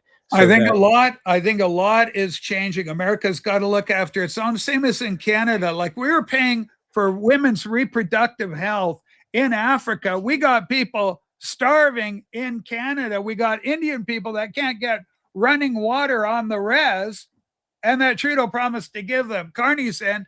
They still don't have. They've still got the boil water advisories going. So maybe we can put our money, and we've put more money into the Ukraine in Canada. How the fuck is that helping the It's not one or the other, Rach. It's not one or the other. There's plenty of money. It is one or the other. There's no, it is one or the other. We can take care of our families here and meet our humanitarian obligations outside the USA. Money, there's so much corruption. The corruption in Canada, we are run by a criminal organization in bed with China. We had 11 politicians. They just sealed for 15 years a report on vaccine injuries in Canada. So if you were injured, good luck trying to get a legal case going against that. They've just sealed it for 15 years. So God help you if you're vaccine injured, if you live long enough to see that 15 years come. So Rachel, Canada, when will you talk about the $500 unaccounted dollars that was spent in the Defense Department that it can't afford, that trillions of dollars in the defense, far more than it was ever wasted in USAID. And that's problematic just as well. That needs to be gutted. The Pentagon and the military need to be held accountable as well. It's good to hear you say that. It's to the degree of trillions of dollars, Marty, not even billion, trillions of dollars. Who's a nice person? Okay, who we got? Astro Zombie Chick Bagger. Okay. Oh, Dave, how did Sue react when you told her you wanted to chop your dick out? She said, "You what? Are you mentally retarded?" I go, "I may just be." Thank you for that, Astro Zombie. Thank you for sharing. Love these intimate sharing times we have together. Okay. Because we keep printing money, look at the deficit. That's a problem. Yeah, and the Fed has to be brought under control. The Fed's answerable to nobody. They've put the brakes on the interest rates Trump wants them off. He says the economy's hot. Take the brakes off, we'll prosper even more. That's not happening. But the Yeah, Fed's I got to don't go know. anyway. There's a lot more nuance than I think Trump gets. He wants the interest rates to be lowered so that the Do you economy think does what Trump he wants. understands what? Do you think Trump understands what interest rates are? Oh, I think he knows Do the you broad think Trump strokes, but no understands more what? than I do. Do you think what Trump understands how tariffs work? No, I don't. I don't. There's not much I hope mean, for he. you in that regard. Well, Not that's much just hope my for you. opinion. The guy's a billionaire businessman, and you're saying he doesn't understand how tariffs work. That's interesting to me. Oh, I think he understands how they work. I don't think. How did you get your Okay. first billion? All right. I think he knows how tariffs work. I don't think he understands the consequences that they'll have. And maybe he If does he know more about that understands kind of how stuff. they But work, he must understand the consequences. It's a 1-to-1 yeah, correlation. why is it that economists all over the world are saying that what he's doing with tariffs is wrong? And not only is it I'll tell you unconstitutional. the answer. I have the answer. The reason they're saying he's wrong is because he's breaking their balls. He's busting their system wide open. Yeah. And a channel I encourage you to watch is called Promethean Action. In fact, it's called Promethean Updates on YouTube. The group is Promethean Action. Definitely watch them. A couple of little old ladies have been batting balls out of the park since the 1970s. And boy, do they know their stuff. And when they communicate, you understand it. They're absolutely gifted communicators. I'll hold my ultimate criticism against the tariff thing until we're down the road a little bit more and we can see how it's really happened. What I can say is that him instituting these tariffs is unconstitutional. It's illegal. He's using the Emergency Powers Act, and we're not in any kind of an emergency that needs to be done. That a president could come in. That you can see. We're not. That a president can come in unilaterally and just say you get a tariff, you don't get a tariff. I'm taking that off. Is it constitutional? Does the Supreme Court support him? Can he is allowed to protect the country? Is he allowed to protect the country? What is the commander-in-chief? What is his responsibility? What is he protecting? Also, for Dave Pound, before you answer, I want to deal with Dave. Dave, where in the USA are you located, Dave Pounds? What state are you in? Usually anybody that goes, I can't afford the price for blah, blah, blah. UHQRs is terrible. But anyway, that's our old chatty cakes. Okay. Anyway, Marty, go on. What was I saying? I don't know. About tariffs. And I'll tell you this about tariffs. I can tell you one thing. I don't know the end game, the end game where it's all going to go, but I can tell you this, you can say. Yeah, we'll see. I can say, it seems kind of funny that like Trump puts a tariffs on Vietnam and then they give him a $1.5 billion resort deal and then he lowers the tariffs on him. That seems kind of fishy to me. Wasn't other countries already driving up tariff fees in the USA for years? Correct. Canada had an unfair trade agreement. Now, what's really interesting is the Canada-US-Mexico deal is coming up for renewal this summer in June, I believe. It's going to be very interesting. Smart money says America's not going to redo the deal. Here's one of the great lies that the people in power told us all. Hey, let's have free trade. Then when you buy a product from the US, there's not going to be any tax on it because it's free trade. We get the flow of goods back and forth. We're all pals and chummy. So the population all went, this sounds great. So if I buy my book in Canada from America because it's free trade, I'll get it for my equal value across the border. That never materialized. What happened was big industry moved out of Canada, moved out of the USA.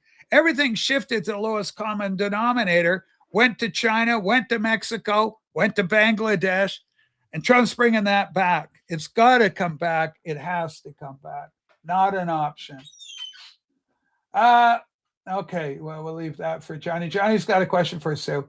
I'm in LA and we still have $5 gas, and now they want to tax us for the miles we drive. Well, that's part of the planet, save the planet carbon tax up here in Canada, they call it.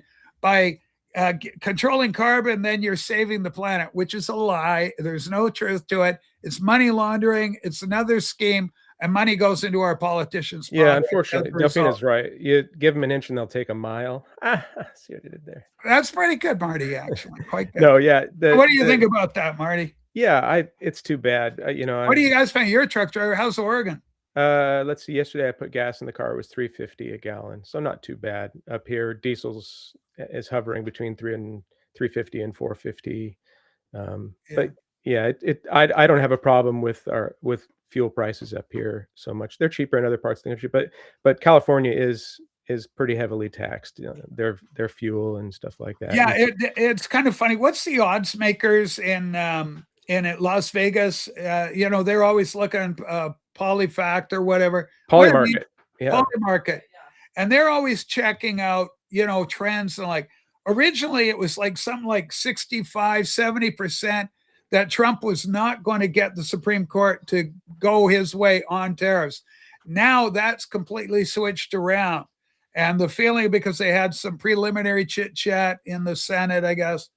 And so possibly, hopefully, Trump's going to be able to keep the tariffs because he's using that to power America's economy. Yeah, we'll see who has the best argument to be put forward. I don't have a lot of faith in the Supreme Court at this time, but as it turns out, we have to abide by what they say. So yeah, we'll see. I love that. Louisiana coming in with $2.06 a gallon. The great state of Louisiana. That's what you want to be paying for gas, and even less. Because it's all arbitrary, right? It's through market forces, manipulation. And of course, the thing Marty and I both agree on is that markets can be eliminated. And that goes for the stock market. So gold and silver, they tried to cripple that. It was going through the roof, gold and silver. Yeah, silver went up to 120 2 weeks ago. And then the market corrected, and this morning it was back down to 78. And it dropped down. But it's still overall, it's doing one of these. Man. It's still going up. You're better. The last year you were better off buying silver than you were like in an index fund. It's remarkable. Market, Precious metals, which tells you fiat currencies are in trouble. I'm no economics expert, but this is what I am told by people much wiser in these than I am. China and India, and they're all buying gold. They're all China is hoarding it all. And China has precious metals. They've stopped any export of precious metals from China. And you got all these central banks around the world stockpiling precious metals. And the cool thing about silver too is it's an industrial metal. Like we use it for all sorts of things, cell phones and solar panels and everything like that. So beyond just the intrinsic value of a dollar, there's the fact that we need it to make a lot of different things. And so the demand for silver is always going to be there. So I think silver is a safe bet. It's, if nothing else, it's a hedge against inflation. If you put $1,000 in your sock drawer, next year it's going to be worth less. If you put $1,000 worth of silver in your sock drawer, next year it's probably going to be worth more, and at least the rate of inflation. And this last year it was many, many, many, many times more. So if you can buy a little bit of silver, do. Yeah, you have a Buffalo nickel. This is problematic as well. 3 people on the street here having power stations installed at their house, threw the whole street out for nearly 24 hours a couple of years ago. The drain on the electric grid is going to be off the charts. It's going to be very interesting whether our society can handle things at the present rate.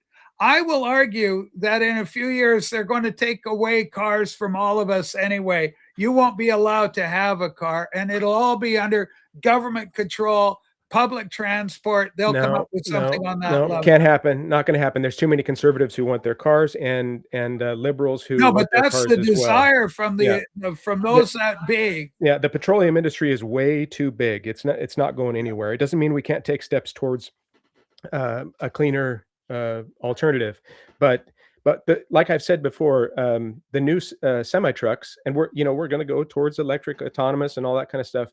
But the clean diesel, like I put a separate fluid in my truck called DEF, diesel exhaust fluid, and what it does is it helps take the particulates out of the exhaust. So the emissions coming out of the carbon footprint of a gasoline vehicle is less than a Tesla.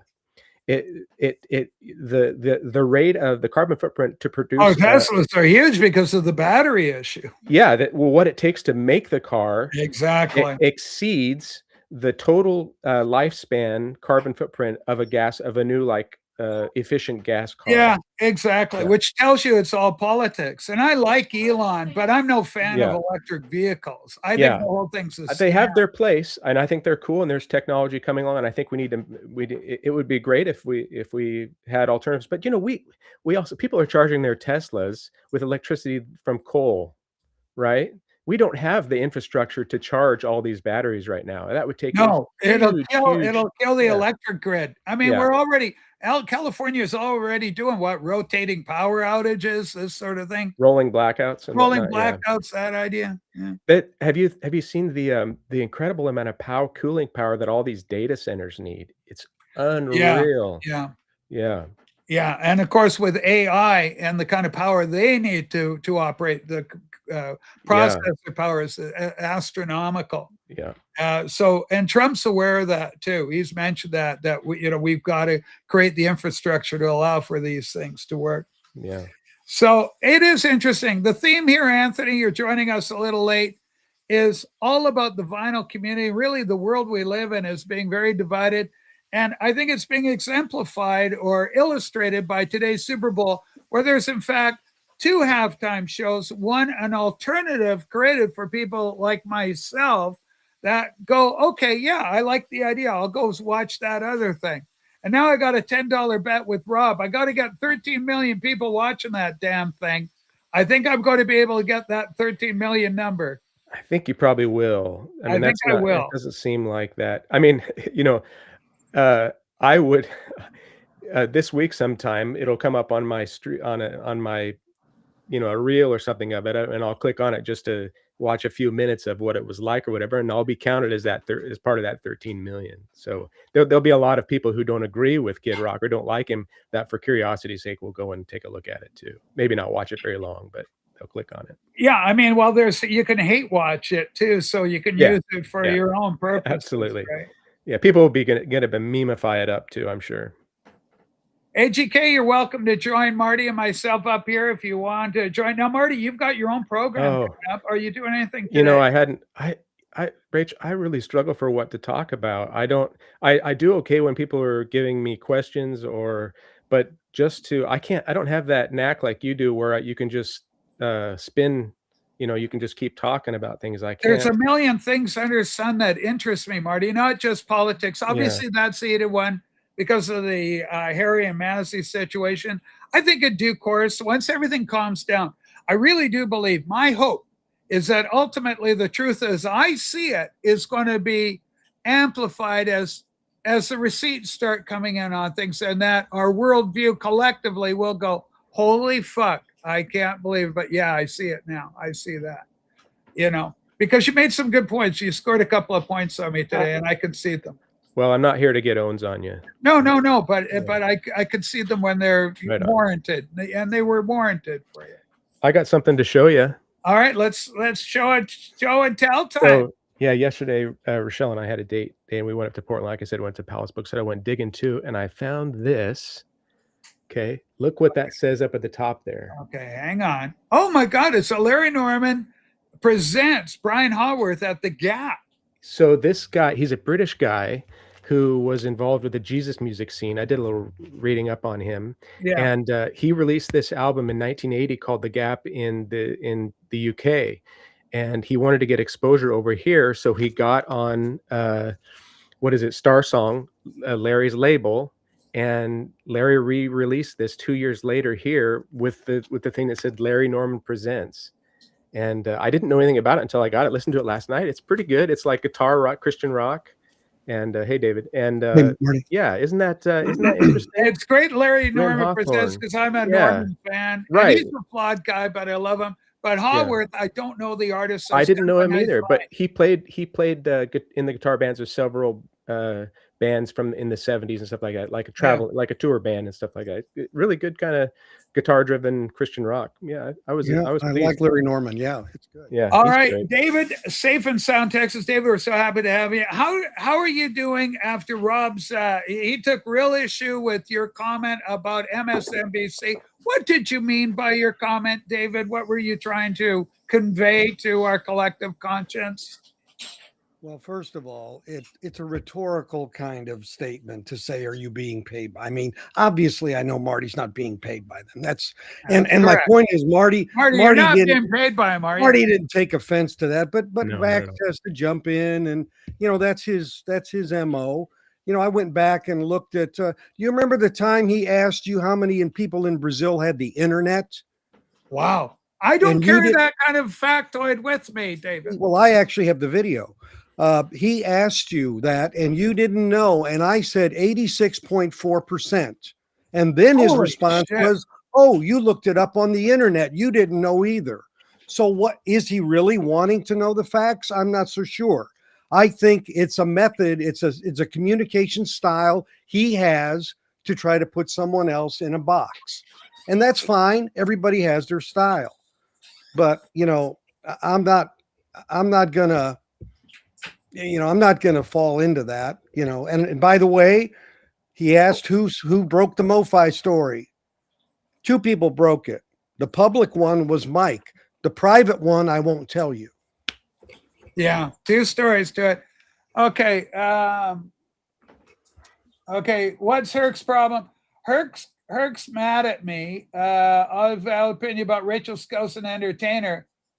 Submissive Sue had the audacity to silence me. Well, she can't be that submissive if she's silencing you. Because I didn't tell her to. It looks like brash and bold Sue went out and took you out by yourself. That's in the private chat. This is from, what is he called? The fake Richard, probably a fake Richard Dolan or something. But Marty, I got to give you credit. You're very lucid in what you say, and you're not emotional. And even though I can disagree or agree with what you say, I could have a conversation with someone like you. I appreciate And that, that's David. all. And me making a little statement that I heard what I heard sounded like a talking point. Well, it did, but I'm not saying that doesn't make your point valid. It's just a matter of you hear these things, and I really would like to hear what's behind it, because you have a lot of depth of thinking. What makes you think whatever that statement was has merit, and you've done that quite a bit. So I give you a lot of credit for that. One thing that I kind of, and I don't want to sound self-righteous here at all, but one thing that really helps me is I don't want to pretend to know things that I don't know. And I always want to be able to say that I just don't know. And there's so much freedom in being able to be okay with not knowing. Yeah. But the issue is when someone asks a question, someone says, "I don't know," and then the other person acts like it invalidates the point they made before that. That can happen. Yeah. That's what I'm saying the issue is. Yeah. And so, it just seems like Rob, every time I say anything, it just gets him. So, David, I agree completely. Like Rob does, it's a rhetorical style. So he'll come up with some factoid. What else? How many people did Leticia James go, "That's not the point"? It's a deflection. Look here, don't look here. Where I want you to look is she actually ran on getting Donald Trump. There's a lot of videos on that. If you vote for me, I'm going to get Donald Trump. He's going to jail. We're going to finally get this guy. He's a criminal, blah, blah, blah. Well, and he made a point about I had a jazz artist on, and the reason I had the jazz artist on, Jerome Sabaw, was not that he's a jazz artist or that I'm good at jazz or no jazz. It was that he's all analog, and everything he's doing, it was about the recording. It was about his recording methods and that. So it wasn't that he was a jazz artist. His label was all analog. That was the point. And if Rob would, he probably didn't watch it. I don't care if he does. But my point is, it wasn't because I wanted to grab a jazz audience whatsoever. It was because I wanted to talk about analog recording, just like I did with Michael Fremer about his jazz artist and how they recorded it. That's my angle or take. So it's, it's just wah, wah, wah, wah, wah, wah, wah, wah. But it's great, David. So what do you think about this divided world of ours? Are you going to help me win some money off Rob and watch Kid Rock at the halftime show?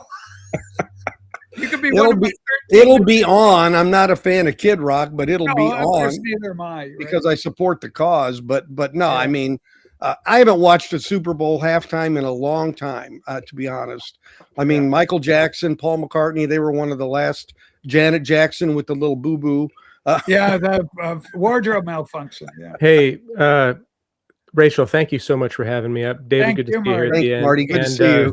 I think I'm gonna start a stream, but maybe in about 15 minutes or something like that. And I don't want to bleed over on you, but I don't also want you to have to quit your stream. So carry on and enjoy your conversation here. And thanks everybody in the chat for engaging with me. Have a great week. Yeah, you too, guys. I think you're going to have a good show.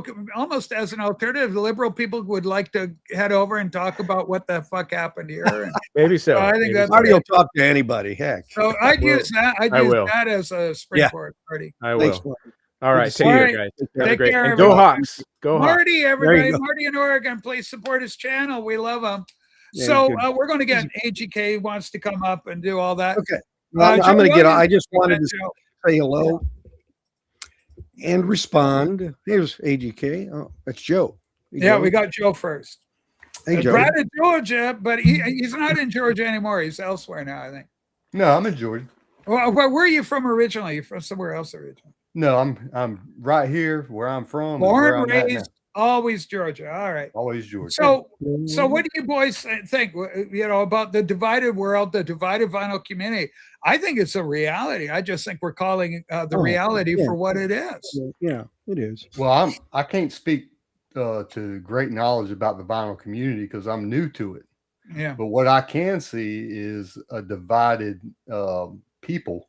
I don't remember. I'm 44, and I don't remember 20 years ago the division and the if you don't agree one way or the other, we can't be friends, or the argument. I don't remember seeing that 20 years ago. So it's a different world politically to me than it's for all of us.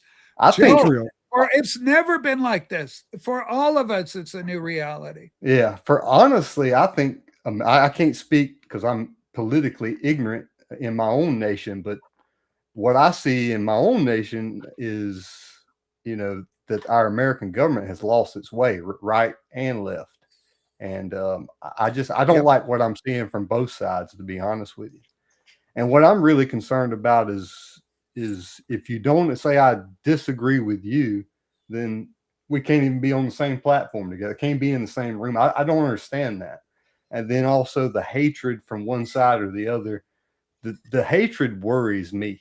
I think we can have I think we can disagree and don't like the politics and don't like the person, but the hatred worries me because it spills over not only towards the person you're hating, but to people in the peripheral, and that really concerns me. Well, my issue here on my program, I haven't moved 1 inch. I have my opinions. I believe what I believe. I operate the way I operate. And so with the situation with Mazzy and Harry, they were offended because of my response to this nurse that was that was shot and killed by Border Patrol agents. Where did that even go down? Minneapolis. Was that Minnesota? Minneapolis. So, so they, because I couldn't shoulder in with them or go blah, blah, blah. I just go, I count myself alive today because I don't go there. I'm not going to go. If the government's doing something and you got a bunch of hotshots with pistols, I don't want to be around those guys. In the 70s, we're driving our car. I mean, I'm not driving, but a guy I'm with is driving. We're from Canada. We're going on our way to a football game in Seattle. We're on the highway. Highway patrol pull us over. You boys are speeding. Here's your ticket. They write it out. Then the guy who is driving is a fucking asshole. Cops gave me a ticket. Fuck them. Start speeding again. Another patrol car finds us and flags us up the road now. They pull us over again, only this time the highway patrol come out with their guns pulled on us.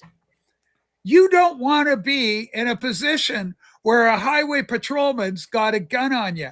If the idiot that was driving our car had driven the speed limit and just coughed up, pardon the pun, and recognized he was guilty, we wouldn't have to deal with a situation where somebody could have possibly, potentially have been shot because the highway patrol are walking towards us with pistols drawn. Don't do that. Fuck around, find out. Play stupid games, win stupid prizes. Holy smoke. Okay. Listen, BT, I know I love you too. The comments in the private chat are just crazy. You just get people so fixated on my junk. Listen, I know you want to suck my cock. I don't have it anymore. I wish I did, but I'm always up for a good little cunnilingus. So maybe, just let me know. Place and time. Pleasuring. Thank you, friend. Okay. Well, I've got my fan base. We call him Tranny Chaser. Yeah. All right, let's see what else we got here. I'm going to be up soon, says AGK. Okay. Holy smokes. Okay, now I'm making tons of money off this Facebook. Anybody else doing Facebook? What time is it now? It is 10. Yeah, noon is fine. 10:04. Noon Your is time. fine. A kid wants to come and buy an old microphone. Okay, and I gave my address. So, okay, that's all taken care of. All right, let's get back into a TV show. Yeah, do you ever do Marketplace at all, Joe? Do you sell stuff there or anything? I've purchased a few items and I've sold a few items, but most of the time I don't mess with it. A lot of stuff that I'm looking for around here, most of the time it's usually, most of the time it's been vinyl records, and most of the time it's trash. People are asking way too much money for what they're asking for, which I know is a common theme everywhere else. But where I'm living at, there's not many people that partake in vinyl records in the first place. So the ones that do come across some is stuff that's not worth buying. So I was downtown when I was much younger. I was in my 30s, and there was these young kids, about 16 or so, right? And there was a guy in a wheelchair, and it was cold. It was winter, and he's in his wheelchair, and he had his scarf. These young street punks grabbed this guy's scarf and started spinning him around, right? This is years before I transitioned. I went up to the kid that had grabbed the scarf, that kind of looked to be the leader, and I grabbed that kid, and I lifted him literally off the ground and up against the wall. And I said, leave that guy around. I will kick the living shit out of you. That kid looked at me with such a lack of fear, such pure defiance. And it amazed me. Because when I was that kid's age, you'd just go, how high? It's the same with cops. We never talk back to cops. Those fuckers will mess you up. But nowadays you got people going, fuck you, cop spit. They got an Antifa guy. He's apparently one of my fellow transistors. God bless you. And they got him arrested and everything. He's walking in and he gobs on a cop. He's that stupid. He spits at a cop that's filming him as they're doing his little perp walk. And I'm just going, are you stupid or something? There's another assault charge. And don't think they're going to not throw that assault charge on you when they've got it on film and you've given a good old hork at the cop. Unbelievable. So it's the same kind of thing as with the respect of the police, because the teachers, they don't have respect for teachers in the classroom. Same thing. Well, yeah. Well, that's kind of ageless. Not like now. Well, maybe it's maybe they want to box the teacher. We never wanted to fight them. We do. No. Let's have a fight with the teacher. Literally, we'd have, barbs and one-liners, that kind of thing. You're going to the office. All right. Fuck it, I'm going. Yeah. Okay, Richard Dolan.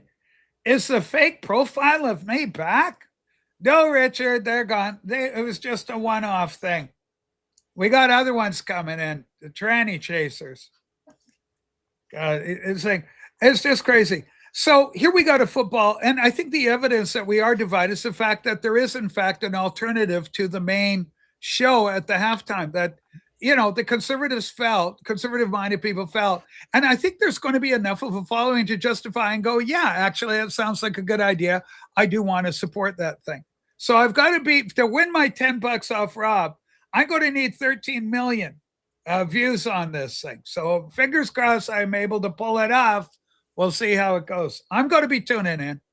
But the alternative halftime show, that's not a new thing. They've had, like, I've been a part of different churches and youth groups, and they'd have like a different halftime show for students or whatever else. So that's not necessarily a new thing. I guess it's because of the nature and the political days in which we live, this unusual heightened period of time in which we live, Joe, that I think that's the rationale for it. I think that's why we're seeing it. And also possibly using it as an opportunity to gather support for whatever agenda or whatever issue that they're a part of. Okay, we got Herc talking. I've blocked Herc, so I can't see anything he's doing. I got to. He said, since when do conservatives respect teachers?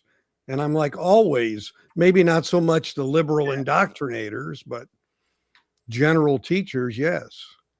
Well, it's the respect for law and authority. It's Norman Rockwell world. Mm-hmm. It's not blowing shit up. It's not mostly peaceful. It's all peaceful. Norman Rockwell showing the cop with the kid at the restaurant, at a diner, middle America, the glorious stuff. Maybe it was an America that never existed, but I think it's certainly an idealized America. There's a funny movie called Funny Farm with Chevy Chase in it. Funny as hell, where they go out and they're looking for the ideal America. And they meet this horrible little town. They hate everybody in it. Everybody in town is horrible. And they grab a whole stack of Norman Rockwell magazines, starts ripping pictures out. Here, this is you. I want you to be like this because we need to sell this freaking house. And we want out of here. But this is how we want you to be. This kind of America. Right? I forgot about that. Rach, do you have any other hobbies? I got tons of hobbies. I just picked up a couple of books. The U.S. Civil War. I'm a history buff. I have a degree in history. I love history. By the way, I did cheer for the guys in blue during this little altercation. My third great grandfather wore one of these blue uniforms. Very proud of him. A captain in the 67th Ohio Infantry. And of course, you guys gals can't see. I've got my joysticks down here. I've been flying airplanes a lot. I just picked this up yesterday for less than $5. The Epic of Flight, part of the Time Life series. But look at this gorgeous book. These full-length panels up with camel there. And it's got just pages of beautiful colored photos and all this. Anthony, I'm going to come for you. Anyway, I got that. And then this is one I used to own, and it goes cockpit by cockpit. So it shows you a full-on picture of the various cockpits of the planes and where the dials are and what they did and all the rest of it. So kind of fun. I used to own this. I own it again. All right, David, you I've got a call coming in I need to grab. All right. Thank you. Thank you so much for coming up, David. Thank you. Have a great Super Bowl. See you, David. Thanks. Nice to meet you. Watch the halftime show, David. Watch the Kid Rock one. I need 13. I need my so Rachel, if you didn't have Sue, how many hobbies do you think you would have? Because I think Sue probably reels you in a little bit. No, she does. No, she's really fair. She's really good. No, I'm not limited by Sue in any way, shape, or form. I can pursue whatever I want. Astronomy is a hobby of mine. Comic books are a hobby of mine. How much you spend on that hobby? How much records are a hobby? Obviously, music. Tell them, like, I don't know if I believe that. I think if you didn't have Sue, you'd be out of hand. Well, no, if I didn't have Sue, I'd be dead for one thing. I mean, there's that. I'm just joking. Okay. Here you go, AGK. There's your link to come up and join us. Or anybody else who wants to come up. Herc, my city of Baltimore has been under Democratic rule for 65 years. School system is one of the worst in the nation. Herc, I'll unblock you after today's show. I'll get you so I can see what nonsense he's spewing. I'm born and raised in South Georgia.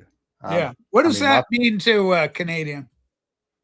Sassafras, mint juleps. What are we talking here? We're talking South Georgia. I mean, we're big time hunters, big time, growing gardens, crops, I mean, just that's all small town. Most of my family's from the same place. So he's saying that the conservative agenda is to demonize education. Well, I come from a predominantly conservative state and area, and my family are predominantly all conservatives and have place a high value on education. Not a lot of us are highly educated, but most all have at least a high school education.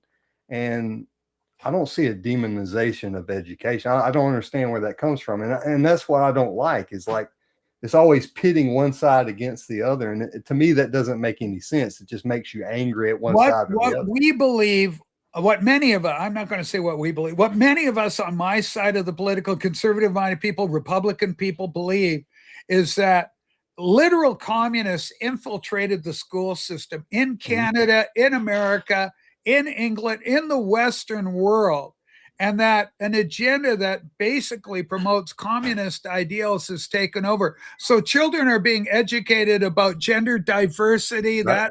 and so you're 6 years old and you've got, mommy, I've got two daddies. And Right. so it's not just about alternative, but under that umbrella that Canada championed and heralded, far ahead of the United States, America had a vision of itself as a melting pot.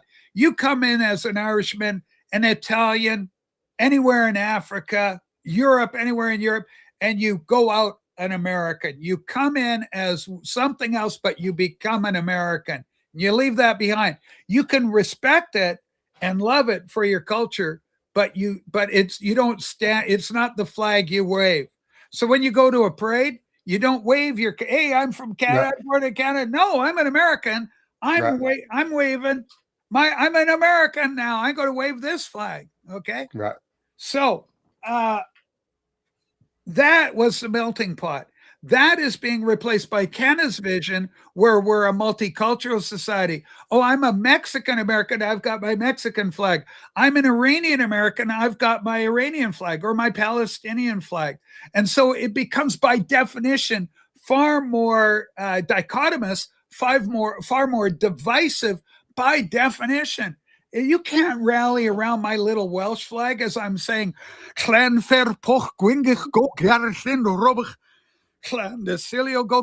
because you don't speak the language. So it does you no good for me to champion herald that, especially in the public sphere. Sure, do it at home. Have a little saying over the door. This house worships Jesus. But when we go into the public sphere, then it becomes the melting pot. We do as Americans, right? Right. We go one nation under God. We don't say what God it is. We're not saying one nation under Jesus. It says one nation under God, and the founding fathers left that up to you kids to decide what that may mean. AGK, I love the shirt. You're honoring me. You're wearing my colors. You've got your Rachel Coates t-shirt on. Fantastic. Adorable.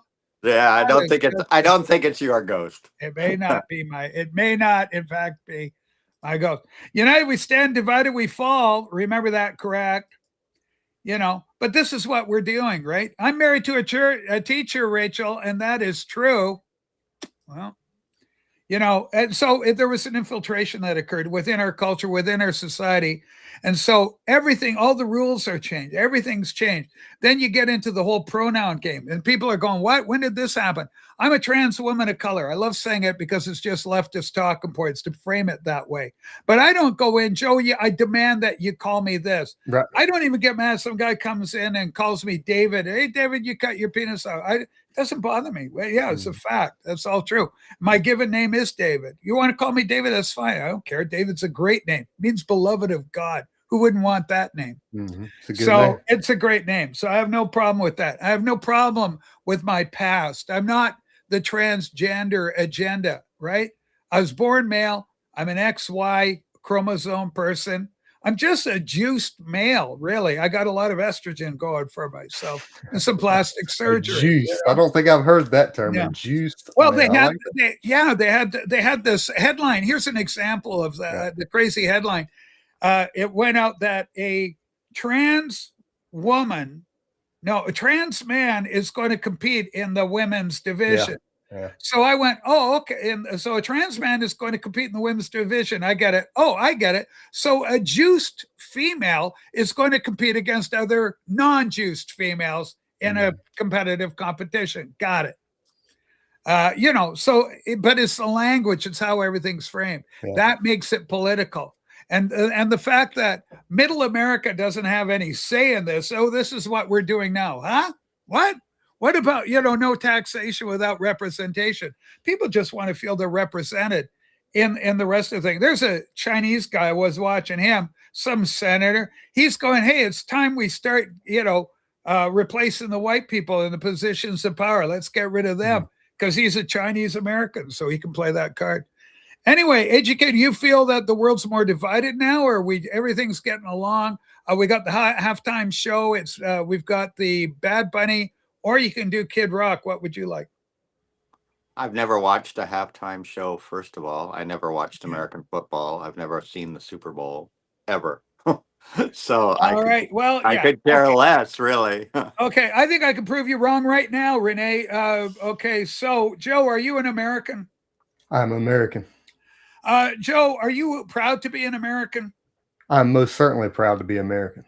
Okay, so Renee, this American says he's proud to be an American. They're proud to be American. You know what, Renee? My dying wish is that I go to my grave proud to be an American. Right now, I'm just putting up with being a Canadian wearing a Seattle Mariners or a Seattle Seahawks hat. Now, I'm proud to be a Canadian. I'm proud. Yeah, to be a that's. Canadian. I think Canada's the best country in the world. Okay, let's talk fashion. This is something that you would know about. What about these new Lululemon jackets that the Canadian Olympic team are spouting? Have you seen these? No, I haven't. No, I haven't. Oh my God. Okay, AGK, we got to do this for you. The Canada, Lulu.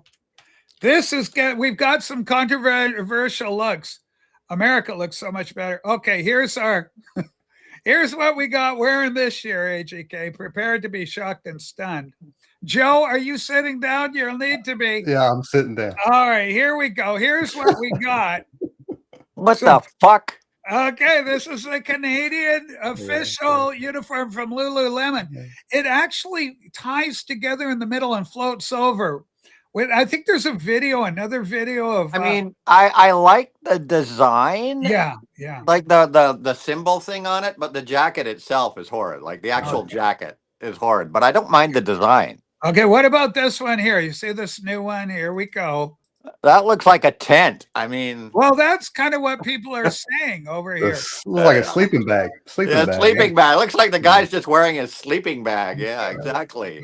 Okay, where's this? I lost my little thing on this. So anyway, holy smokes. Anyway, I have my little deal. Follow me over on the X program if you haven't, but that's what they look like. And there's a lot of criticisms coming in. The American uniforms for their part look great. Is it Ralph Lauren? Ralph Lauren usually does American. Lauren taking it on. Yeah. Show us the Lululemons. Oh my God, we love you. But yeah, I'm proud. I'm proud to be an American. Now, am I proud of some of our history or some of the decisions we made? No, but we've made mistakes and we've tried to right those mistakes. But I'm proud to be an American. You know what I love about America? A Canadian stand-up comedian once said, America is the only country in the world where you punch them, where you attack them. Pearl Harbor, Germany, whatever. Go after, fight America. You do that to America. America will beat your ass, and then they will rebuild your country for you. Yeah, that's right. That's true. Like, it's an amazing thing. It's a peaceful nation. Yeah. Imperialistic in terms of the influence, the CIA, all the rest of regime change, South America, all that messing around where it shouldn't mess around. The endless wars that the current president talks about wanting to end.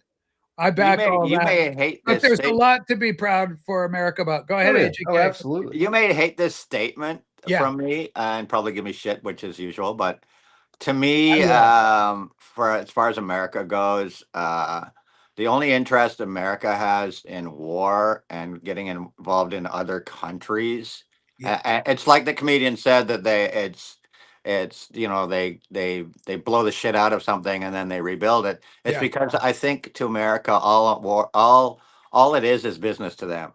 Selling of weapons and arms and military equipment. It's a money vehicle, and then rebuilding a country after is also a money vehicle. So it's just business. War is business for the U.S. Has nothing to do with the people that they're trying to save or anything or help. It's fucking business, and that's my opinion. Well, unfortunately, Yi did not get the opportunity to design the U.S. Olympic team outfits, so America can thank itself for missing that. I'm not proud to be Canadian. This country is so fucked and divided. Excuse my language. That's all right. I'm not a fan of Canada either. We got elected officials that I think were instituted that the population. We're going to learn more about how voting machines and Dominion systems work across the world sooner than later. And Renee, that's your opinion, but I just got my American to say he's proud to be an American. So just on an absolutist term, Renee, you're wrong. Demonstrably so.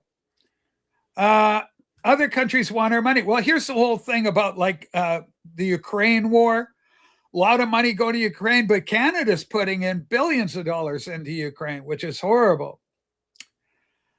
Rachel, are you sure 100% will say they're proud to be American when they say I'm Italian, Irish, Jewish? I never said 100%. What I am saying, Renee, is that the majority of Americans, I would argue, are proud to be an American, okay? And are proud to say American. Donald Trump won an election, okay? A majority won the popular vote. Most Americans would say they are proud to be an American. Yeah, and you said Americans generally. You didn't qualify your comment, Renee. I'm better. I'm proud to be an American, no matter who the president is. If it's Trump, or I Biden, agree with that. Or Obama, it doesn't matter. And that's Herc made another comment about the United States has made two catastrophic mistakes, and that's Trump. Well, Trump was elected president, and 2 times, and he's finishing up his second term here. Yeah. And when he gets out, somebody else is going to be voted in as president. And whoever that president is, I'm going to support them, regardless if they're Republican or Democrat, because I feel like if the president fails, and we want him to fail, ultimately, we're going to suffer and we're going to fail as well. So why wouldn't I want to support the president? That doesn't mean I always agree with him or like his politics. But that's the kind of thing I don't understand. I did not vote for Biden. I did not vote for Obama, but I respected them and said that they were my president. They were the United States president. And I just don't understand the logic of hating someone so much that it doesn't matter how much good they do, that they don't recognize it. It just doesn't, it's illogical to me. I think in Canada, we got bigger problems. We got 11 identified, well, 4 of them are identified as being in bed with the Chinese. We got a prime minister who just went over to China to further tighten our ties in with China. And China is doing a lot of harm in the world, creating a lot of problem. We just found a biolab in Las Vegas. Winnipeg, Manitoba had a biolab sending to Wuhan. Nestle's corporation, the good folks behind Nestle's quick, you got to have your Nestle's quick. There's been a global recall on their baby formula because it was contaminated with biohazardous material from Wuhan out of Nestle. I'm not making this shit up. Verified information. You can do due diligence, kid, and look up the story yourself. So Canada's doing a lot that's wrong. And it's time to ask yourself, are we the baddies? Are we the ones that are provoking Russia? Are we the ones that are causing hurt and pain to people globally? Are we the ones that unleashed a virus on an unsuspecting population? A Canadian government that just sealed vaccine injuries for 15 years. If you've got nothing to hide, how come you've just sealed any reports, their own findings on COVID-19 injuries that occurred through the vaccination program? Why seal that? Time will tell. We'll find out in 15 years. Maybe sooner if we can ever change this government. Increasingly less likely. Johnny L, I love Johnny. Johnny is, him and Renee are lockstep. These 2 channels, often competing, but finding more and more common ground is a beautiful thing to see. Okay. What the hell is that, James Byers? Happy Super Bowl Sunday. It's the Kentucky Constipators. You missed the Super Bowl. First, Super Bowl. Super Bowl. Bowl versus Los Angeles Diuretics. What the hell, James? This is a horrible way of saying the Super Bowl. But AGK has already come out saying he's not a Super Bowl watcher. AGK, are you going to help me win $10 against Rob by watching the Kid Rock halftime show alternative? The only time I've ever seen the halftime show is when I hear something, happen to it, like Leticia Jackson's wardrobe or whoever it was. It was wardrobe malfunction. She had a wardrobe malfunction. Yeah, but the only time I've ever really watched the halftime show is when I hear there's some hubbub about it. So then I'll just YouTube it. You know what I mean? I'll just look it up on YouTube and see what's going on. But AGK, I suppose it would be hard if I was a fan of the Super Bowl or did watch that show. Yeah. So what is it? Kid Rock's doing a show or something? Kid Rock with a number of patriots. God bless them. And Bad Bunny. Bad Bunny is your other alternative. I would. Well, I'm not a big fan of Kid Rock's music. Period. So no, I think he's a one-hit wonder. $10 against Rob. That's the most. He's a one-hit wonder for me. So I'd have to go with Bad Bunny because I really do like Bad Bunny. So. You're a Bad Bunny boy, but Anthony, don't you realize I gave you a great deal on a Pokemon card? I gave you $25. Oh yeah, I still have to get that. You have to deal with that. Yeah, you got to seal the deal. I got it all packed. I know because I got to get it here by her birthday in March. So yes, you've got to get that. Thanks for reminding me. I forget a lot of shit. I'm so busy. I know you're very elderly now, like me. I'm not elderly. You're very elderly now, like me. Okay, James Byers. I'm just kidding. I love the NFL. I like the football, but it kicks at 1 a.m. in the morning for me. It's got to be different over there. Okay, Rachel. Even when they're born in the U.S., they always, even though they're born in America. Yes. Hard to disagree with that for a day. Yeah. That is hard to disagree with. I couldn't have said it better myself. There's no way I'm going to disagree with that young man over that comment. Holy smoke. AGK's just disappeared. He's got away. Here we go. Hold on. We're getting him back. This has been a crazy good show. But yeah, so AGK, do you see a division in the vinyl community that is in fact reflective of the politics at large? Yeah, because all you old codgers. Yeah. All you old codgers are just care too much about politics, whereas me, you have known me for many years now, and I'm not a political person. And when I said, it's like the other fellow here had said about being loving America. I love Canada, and it has nothing to do with politics. I couldn't give a fuck about politics or anything else. I love Canada because I'm free. I have a good life. I know wonderful people around me. I can go out, into the world in the day and have a great time. And that's all that matters. Yeah, we have shit taxes. Yeah, we have shit government. But that's just anywhere you live in the fucking world. Let's be real. Anywhere in the world has its problems. So as long as I have a good life, that's all that matters to me. So yeah, I'm proud to be a Canadian. I'm proud where I live, and I wouldn't want to live anywhere else because I don't think anywhere else is probably any better. Okay, Chuck Field said virtual avatar sex could bring us all together as a hope and a beacon. Interesting take. AGK, thoughts? I'm not even going to touch that. Holy smokes. Holy smokes. Can't touch that. That's the idea, kids. Yeah. Well, okay, how long have we been here now? We've been here 3:30. Okay, I think that's a good enough show for today. 3.5 hours. I want to thank Joe for being with us. I want to thank AGK for being with us. So AGK, as soon as you get on that, message me, do whatever you want, Instagram, email, however you want to get it. I just got to sort it out. Sort it out. We'll mail the little treat out to you once you get it sorted out in your little world.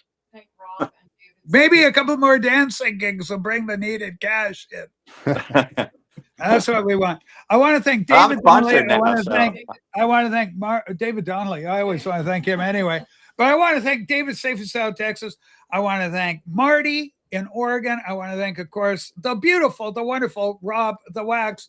And let us not forget, Satan Rojas, official. So what? That's the way you like what? it. Satan Rojas, official is the way it goes.